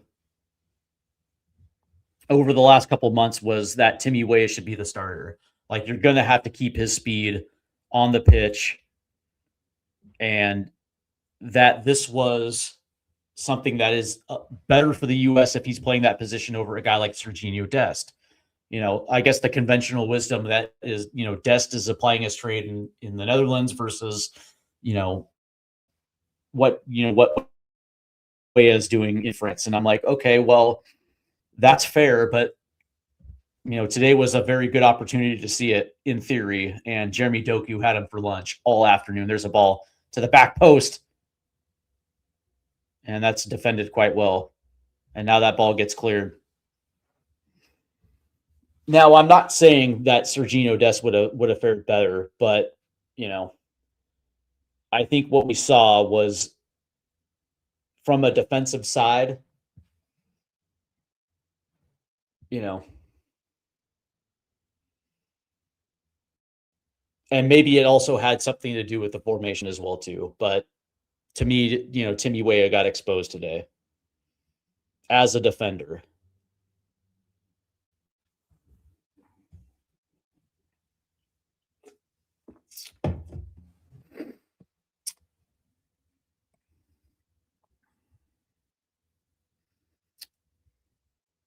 as Belgium will have possession here. Oh, that's a great move. Yeah, there's going to be a whistle. Holy shit, did Joe Scally get burned? That's going to be a yellow card.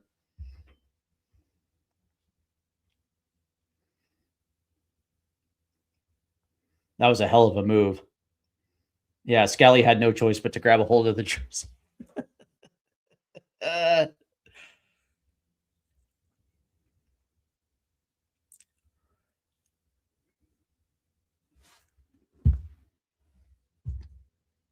Yeah, as Belgium now is attacking down the right-hand side. That's a good ball over. And there's a shot, and that's going to be another goal. And it looks like that was Dodi Luca Bacchio again. Ooh.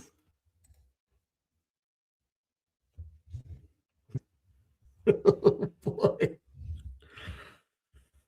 Ooh.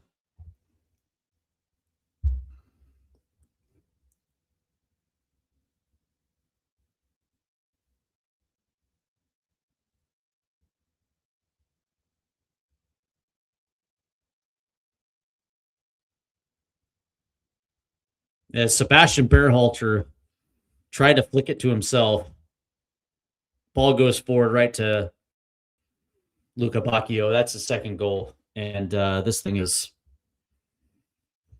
absurd.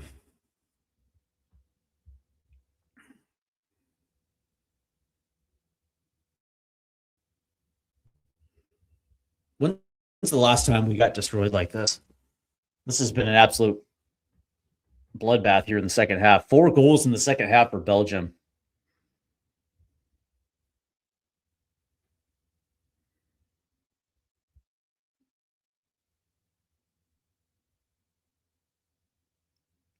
As that ball gets taken away in the middle portion of the pitch here.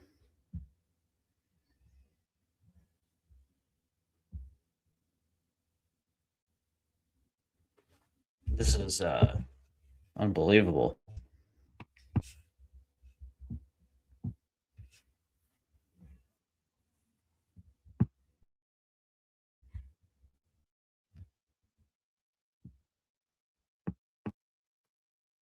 Oof.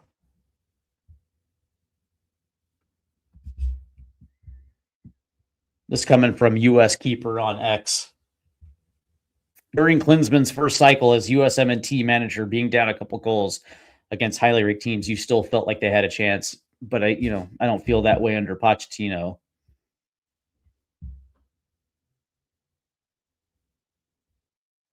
Mm.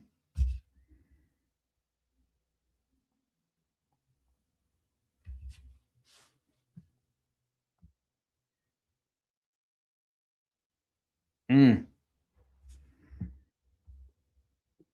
Yeah. Unreal. For the most part, yeah, I would probably agree that once the team was down 3-1, you look at some of the substitutions, yeah, 100% Poch waved the white flag as he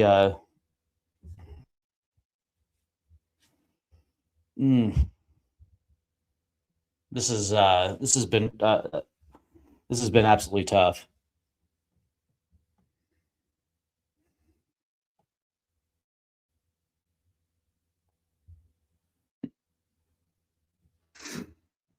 As Belgium now is just essentially playing down the clock as the US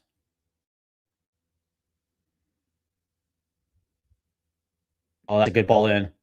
Good save right there by Matt Turner.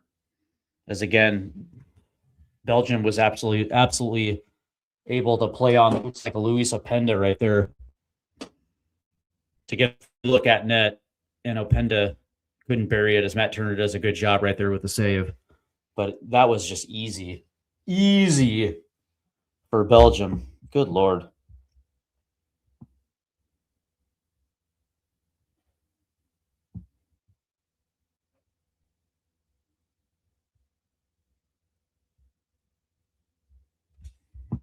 Mm.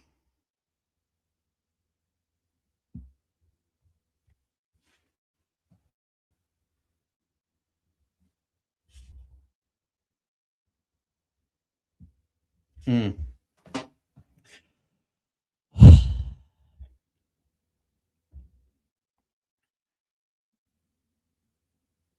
We have just got burned. Arfston got burned on that last goal. This has just been, oof. This has been tough, man.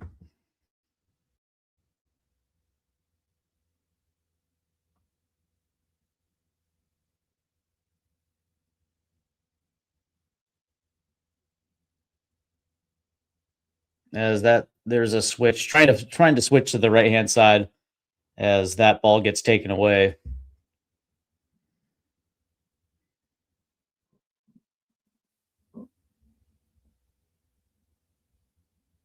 There's a shot. Hey, the U.S. score. As Patrick Agyemang gets the last little goal off a turnover.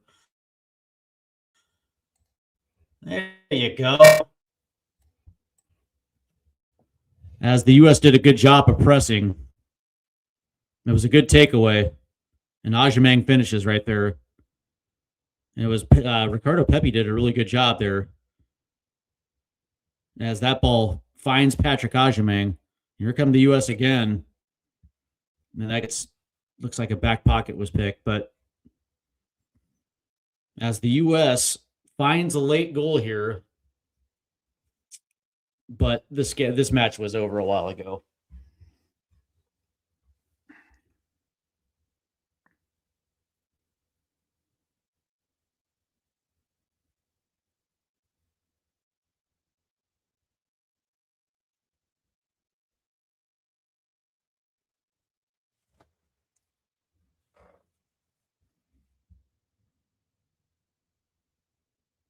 As we are now approaching the 88th minute here.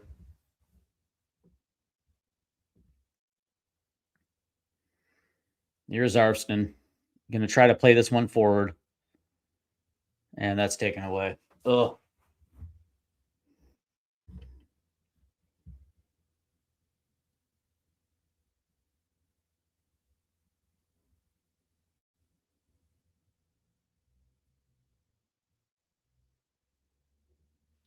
Man, it looks like Belgium is just going to try to hold on to this one.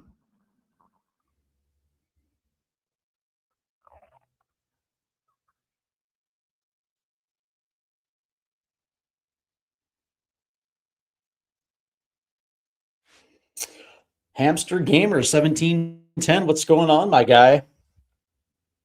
You missed out on a bloodbath, my guy.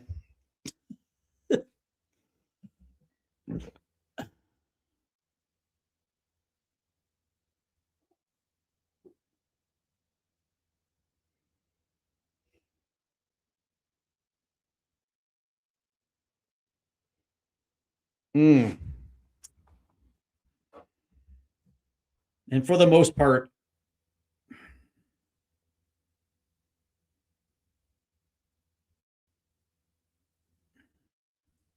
the U.S., man, I thought the U.S. did a very good job in that first half. And for a good stretch of that first half, I thought the U.S. did everything right. I thought they were aggressive. I thought they were able to get forward. They were trying things, took the lead first. And as soon as they do it again, as soon as they conceded that first goal, that equalizer, it looked like the win pretty much had been taken out of their sails, right? You go into the half, instead of going into the half up one, all of a sudden, you kind of lose some of that momentum. And, the U.S. had to be that aggressor. They had to be the guy, that team to start that second half. And they just couldn't do it. They couldn't get forward. Credit Belgium and their defense, right? I mean, they did everything right, but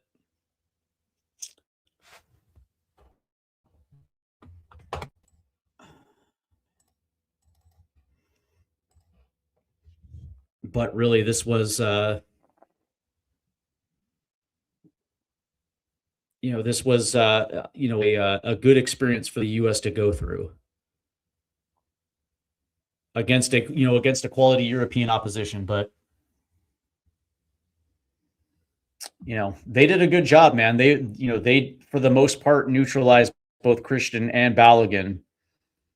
I will say that, in certain points, Wes was the danger. But that being said, man, Jeremy Doku is legit, bud. Jeremy Doku is legit. Did the US have a 9 yet? Well, theoretically, we do have a 9. He wasn't really in the mix today. So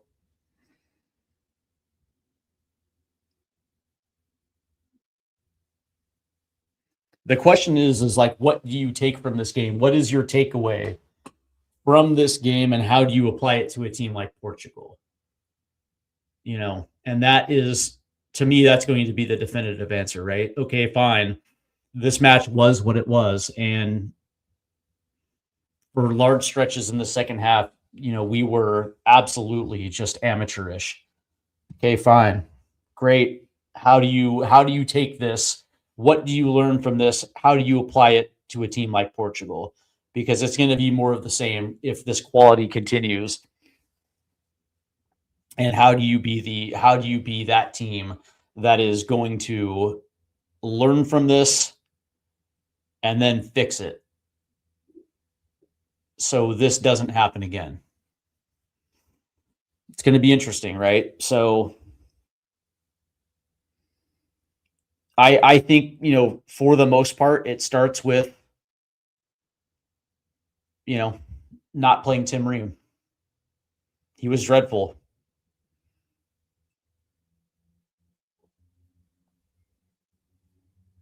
Here's a shot that's going to take a deflection. And that ball across the box will be taken by Freeman, who's going to play this forward.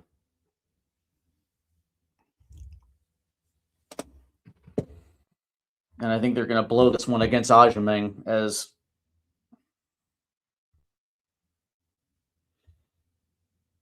that's such a weak foul.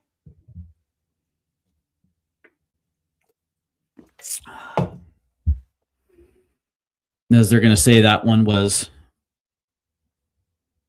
a foul against Ajameng against Ngoy right there. A little elbow to the face. It's just a weak foul. As we are now approaching 93.5, as we are getting close to the end of this extra time here.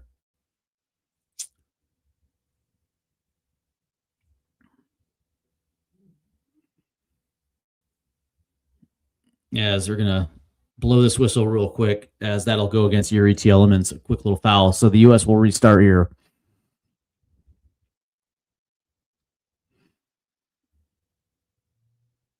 There's a ball in. Back post. Tried to get on it to head it. There's a shot that's going to clear the bar. As Ajameng tried to put one on. Scally actually put a good ball in. And he just didn't have a good look at the net right there as it goes off the top of his foot. As we are about 30 seconds away. Yeah, you're absolutely right, Greg. It was a tough day. But it was a tale of two halves, man. I thought the US actually was very good in that first half through the first 40 minutes. And, they were the ones that were, dictating the path forward. Granted, I'll give Belgium, very good credit here because they really did mark out Balogun. They marked out Christian pretty well. But even then, they were still able to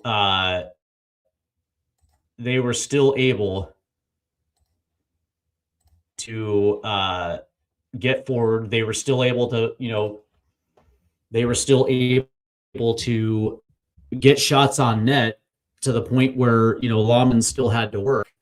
And because of that, you're like, okay, cool.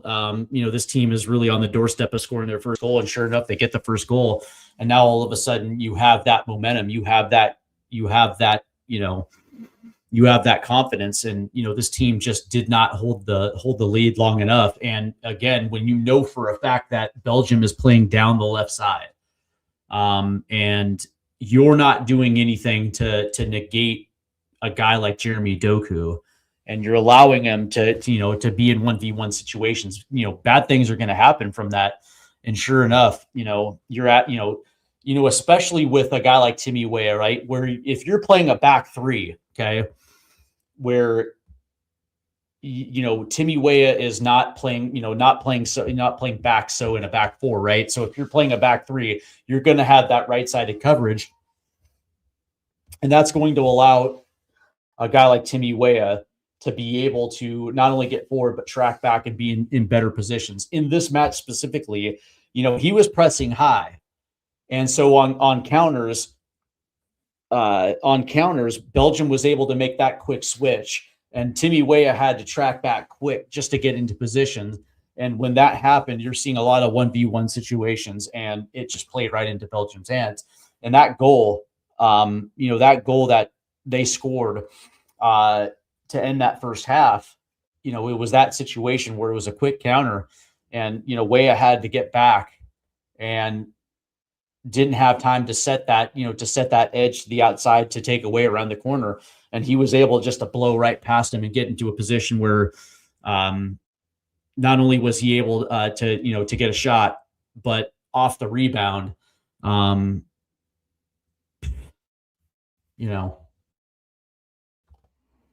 they score off the rebound, right? I think it was DeBoss that scored from 35 yards out. So, all the way around, it just wasn't really all that great. So actually Doku cut in on that one. If I remember, he cut in, puts a shot, it rebounds out to DeBoss, who just puts one in, and you're like, Jesus. All right, so let's go ahead and take a look at the final numbers, as the U.S. does win the possession battle 52-48. Total shots, Belgium 21, U.S. 12. Shots on target, 10-5 Belgium. Big chances, both at 3. Big chances missed, 2-1 Belgium.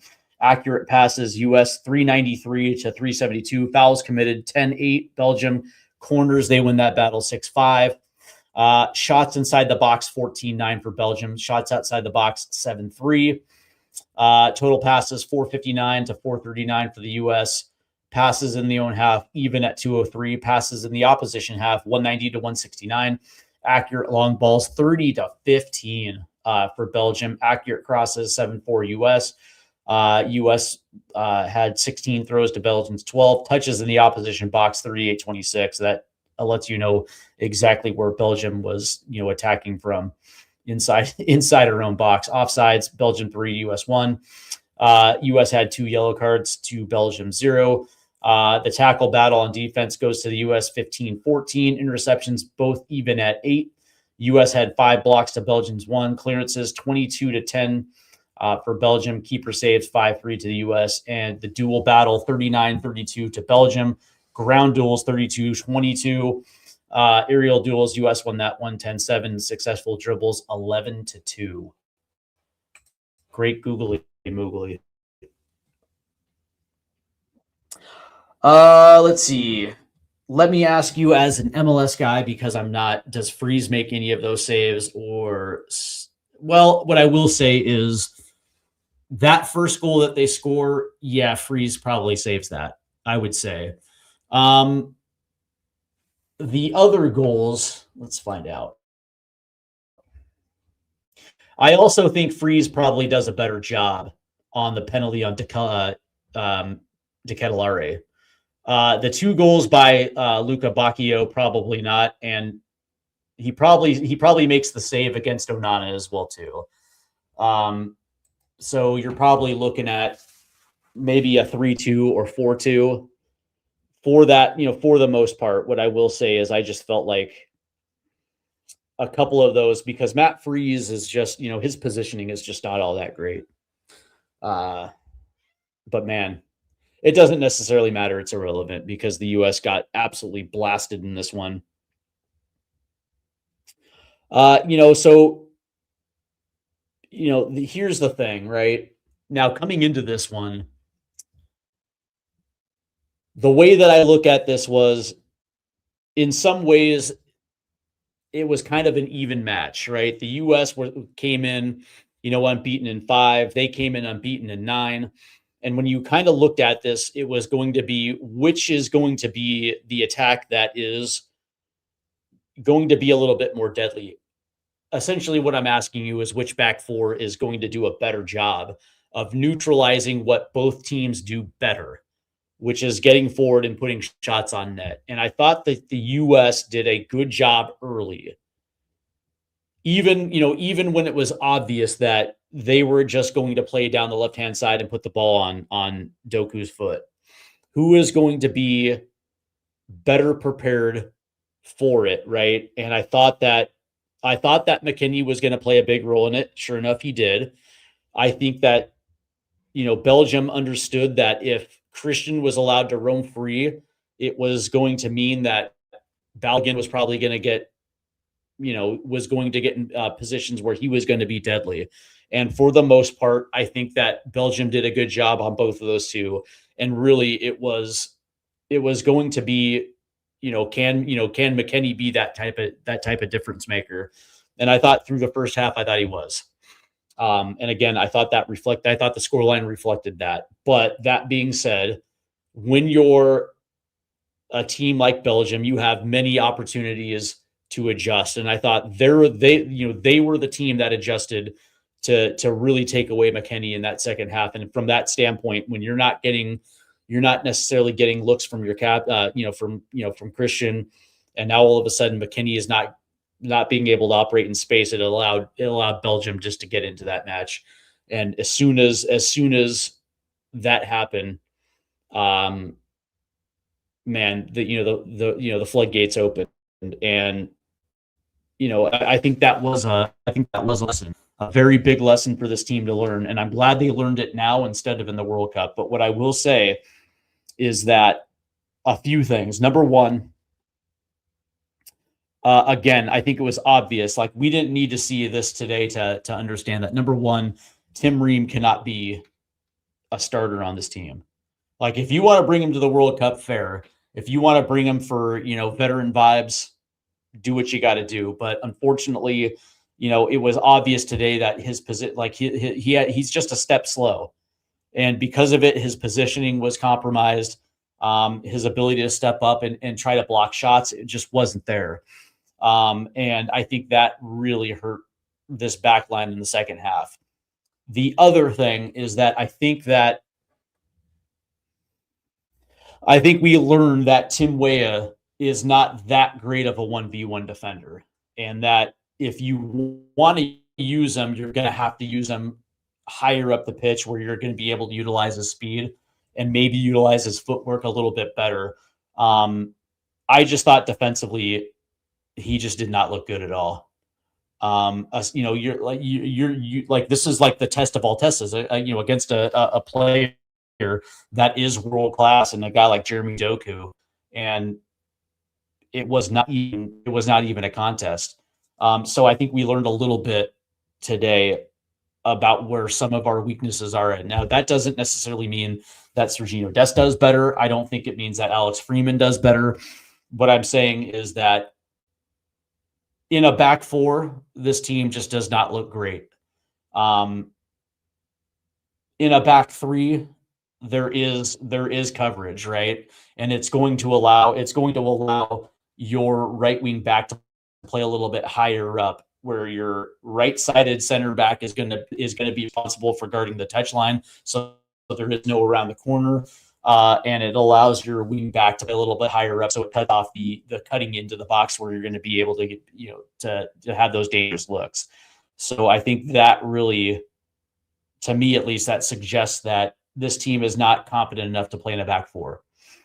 And I don't necessarily think it has the necessary skill to play in a back four, whereas like World Cups past, like, you had an Eddie Pope or a Carlos Bocanegra or a Tony Sana. somebody that can sit in, or in a Gucci Onyewu, somebody that, that can step in, step up, make a block, but it also has that lateral pace where you're going to be able to cover ground. Like the US doesn't have it. It does if it has a guy like Chris Richards in the lineup. It does, especially on that side of the ball. But we didn't have that luxury.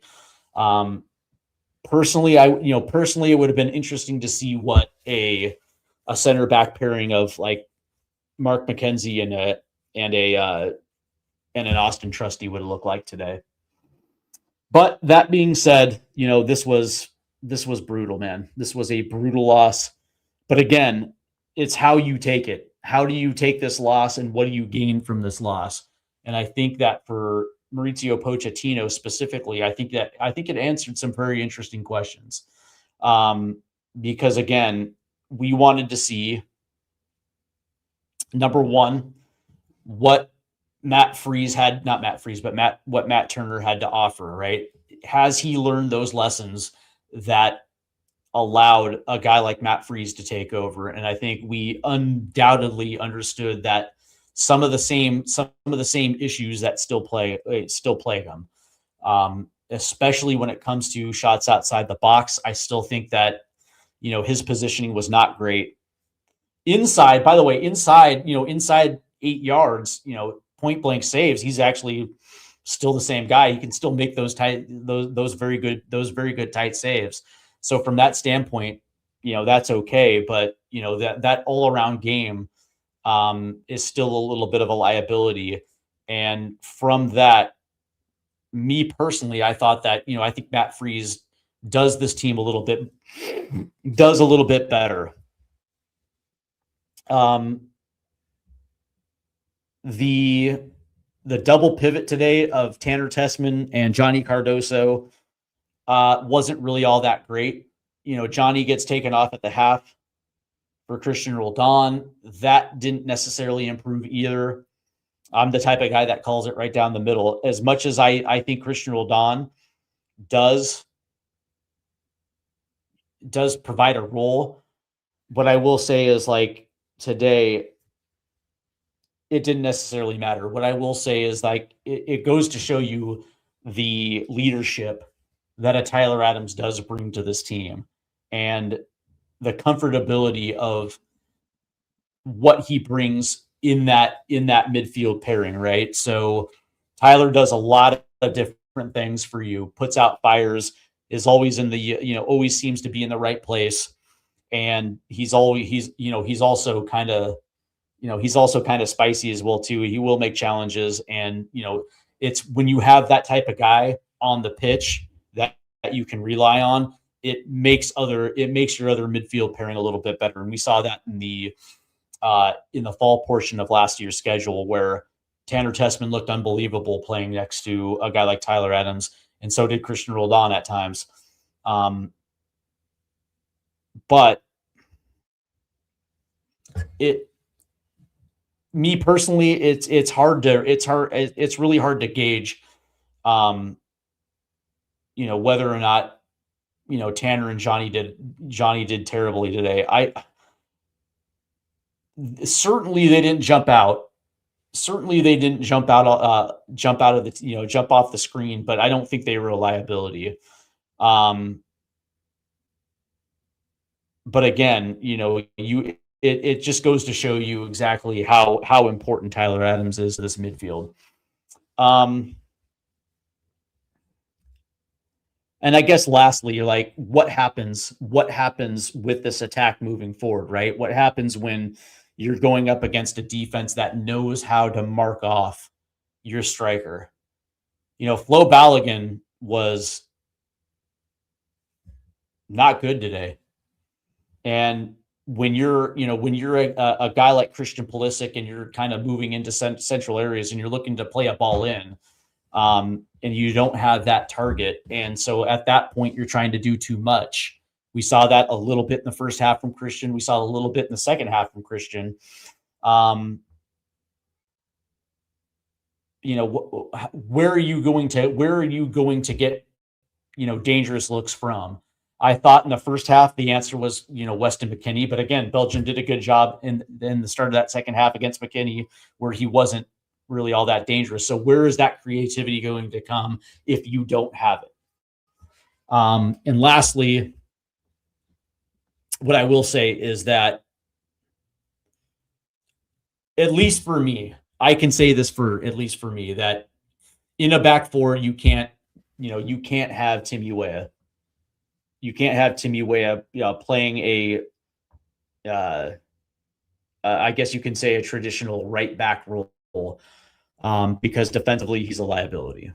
If you're going to play in a back four, at least you do have Jedi off the left hand side, and Jedi, because he kind of plays it in the Premier League, where you feel a little bit more comfortable with him getting forward and him getting involved, but because he can also track back and get into a position. But specifically for today, because Belgium was not playing down the right-hand side often, it was irrelevant, right? They were literally playing the ball down the left-hand side because they understood the mismatch that was there against Timmy Weah. And, there's only so much room that a guy like McKenzie can come over to try to cover that back shoulder without leaving that area exposed for inside runs. You know what I mean? So it's it's a tightrope that a guy like McKenzie has to walk, because he can't literally completely move over to cover it without exposing your keeper in that position. So from that standpoint, like, the way that I saw this today was like, that was really eye-opening. And from my standpoint, it's like, man, we're going to have to play in a back three in order for this to work, because unless you trust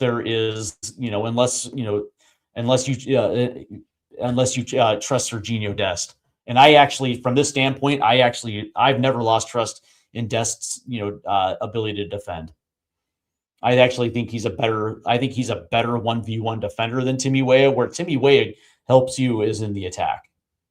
And I thought in the first half we saw a little bit of that today. But Rich Rod 908 says, disrespectful to the country. I have no hope for this World Cup. Listen, man, that's the emotion from this loss. And by the way, like, when you're looking at the scoreline, yeah, dude, it's embarrassing. Like, we got bodied in that second half against Belgium. Make no mistake. And there's no other way to say it. We got absolutely bodied. But there is things that you can take from this, and you can apply it to that match against Portugal. It's about the way that you respond. And I was saying this mid-game, and the reason why these things happen is because this team does not play those type of matches in non-tournament years, right? So, i.e. in World Cup years, or because obviously they're playing the World Cup, or when they get invited to like the Copa America. Generally speaking, because now there's the Nations League, they're playing both Nations League and they're also playing both Gold Cup as well too. And there's nothing really in the schedule that allows them to travel and go play a Germany or go play a Belgium or go play a Netherlands on the road. Like having a friendly, a 2-match friendly where they travel to Europe. And you're playing, you're in those type of environments that set you up for understanding exactly what these games feel like. Where now for the most part, what they're doing is just playing in CONCACAF, and that does not set you up for these type of matches. And I was saying earlier, it's like, dude, if you remember during the Bob Bradley era, and you talk about, the Jurgen Klinsmann era as well too. It's like they had no problems taking their teams on the road. And, you would see in different years whether it was in like the March windows or the April windows or whatever the case may be, or even in the even in the fall schedule, you would see that the U.S. would go, whether it was to Germany, to Netherlands, to Italy, whatever the case may be. You would have those road windows. Like I remember, I think it might have been in Klinsmann's second year leading into World Cup qualifying. They had a window where they went to England and Scotland, and I think they potentially lost to England in a friendly, but then they went up to Scotland and beat Scotland. So, or they drew against Scotland. So, I mean, those are the type of windows that this team doesn't do anymore, and this federation doesn't schedule. So, it's unfortunate too, because when you're coming into these type of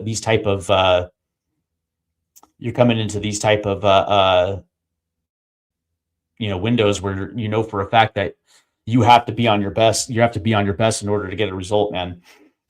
It just goes to show you that it's kind of hard to prepare for these type of matches. But make no mistake, the U.S. got bodied today, and Jeremy Doku was just unbelievable.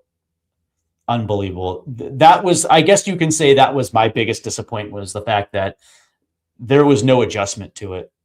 Where if you can take that away, what else can Belgium do that would have the exact same effect? There was no adjustment, and that's what kind of bugged me a little bit. So anyway, that was fucked up. The U.S. loses 5-2 today, in a match that, quite honestly, man, that was tough witness. So we will see how this team responds against Portugal. There's still another opportunity in this window, and hopefully that this team learns its lesson, and we're going to see a much more competitive match against the Portuguese, and we will find out exactly what this team is made of because of this type of defeat. It was it's embarrassing, man. Understand, man, you're on home soil. And we're in the run up to a World Cup, and we're going to be playing these type of teams in the World Cup, right? So having these type of losses are never good. So it sucks. It absolutely sucks, but it is what it is, man. Sometimes this happens. But before I go, I do want to say thank you to everyone for tuning in. Thank you to those that participated in the chat. Please do me a favor and hit that like and subscribe button, and also hit the notification bell so you don't miss out on any upcoming stateside footy content. And again, we are going to be doing pre-match build-up for Portugal.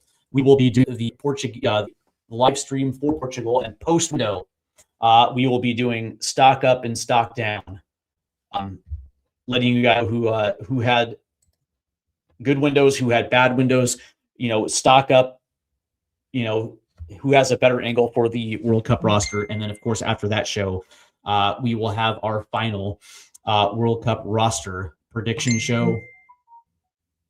And it's my last opportunity, based on these two friendlies, to give you my final World Cup roster that I think is going to be announced. And, of course, on May 26th, we will have the live stream of the World Cup roster show. And of course, as we count down to World Cup 2026, including World Cup 2026, every match will be live streamed here on Stateside Footy, and it should be absolutely fantastic, man. It's going to be lit. So definitely do yourself a favor and hit that like and subscribe button. But that being said, man, the U.S. absolutely get bodied today, 5-2 against Belgium, and quite honestly, man. Yeah, man, it was embarrassing, man. We got played off the park in that second half. So again, I feel like there were some things that we learned today that definitively we can say now that this team is going to have to make those adjustments for the better. And at that stage, man, hopefully we get a better performance against Portugal. So until then, I hope you guys enjoy it. I hope you guys enjoy the rest of your Saturday and find yourself in a good weekend. So until then, man, have a great day, man. Goodbye.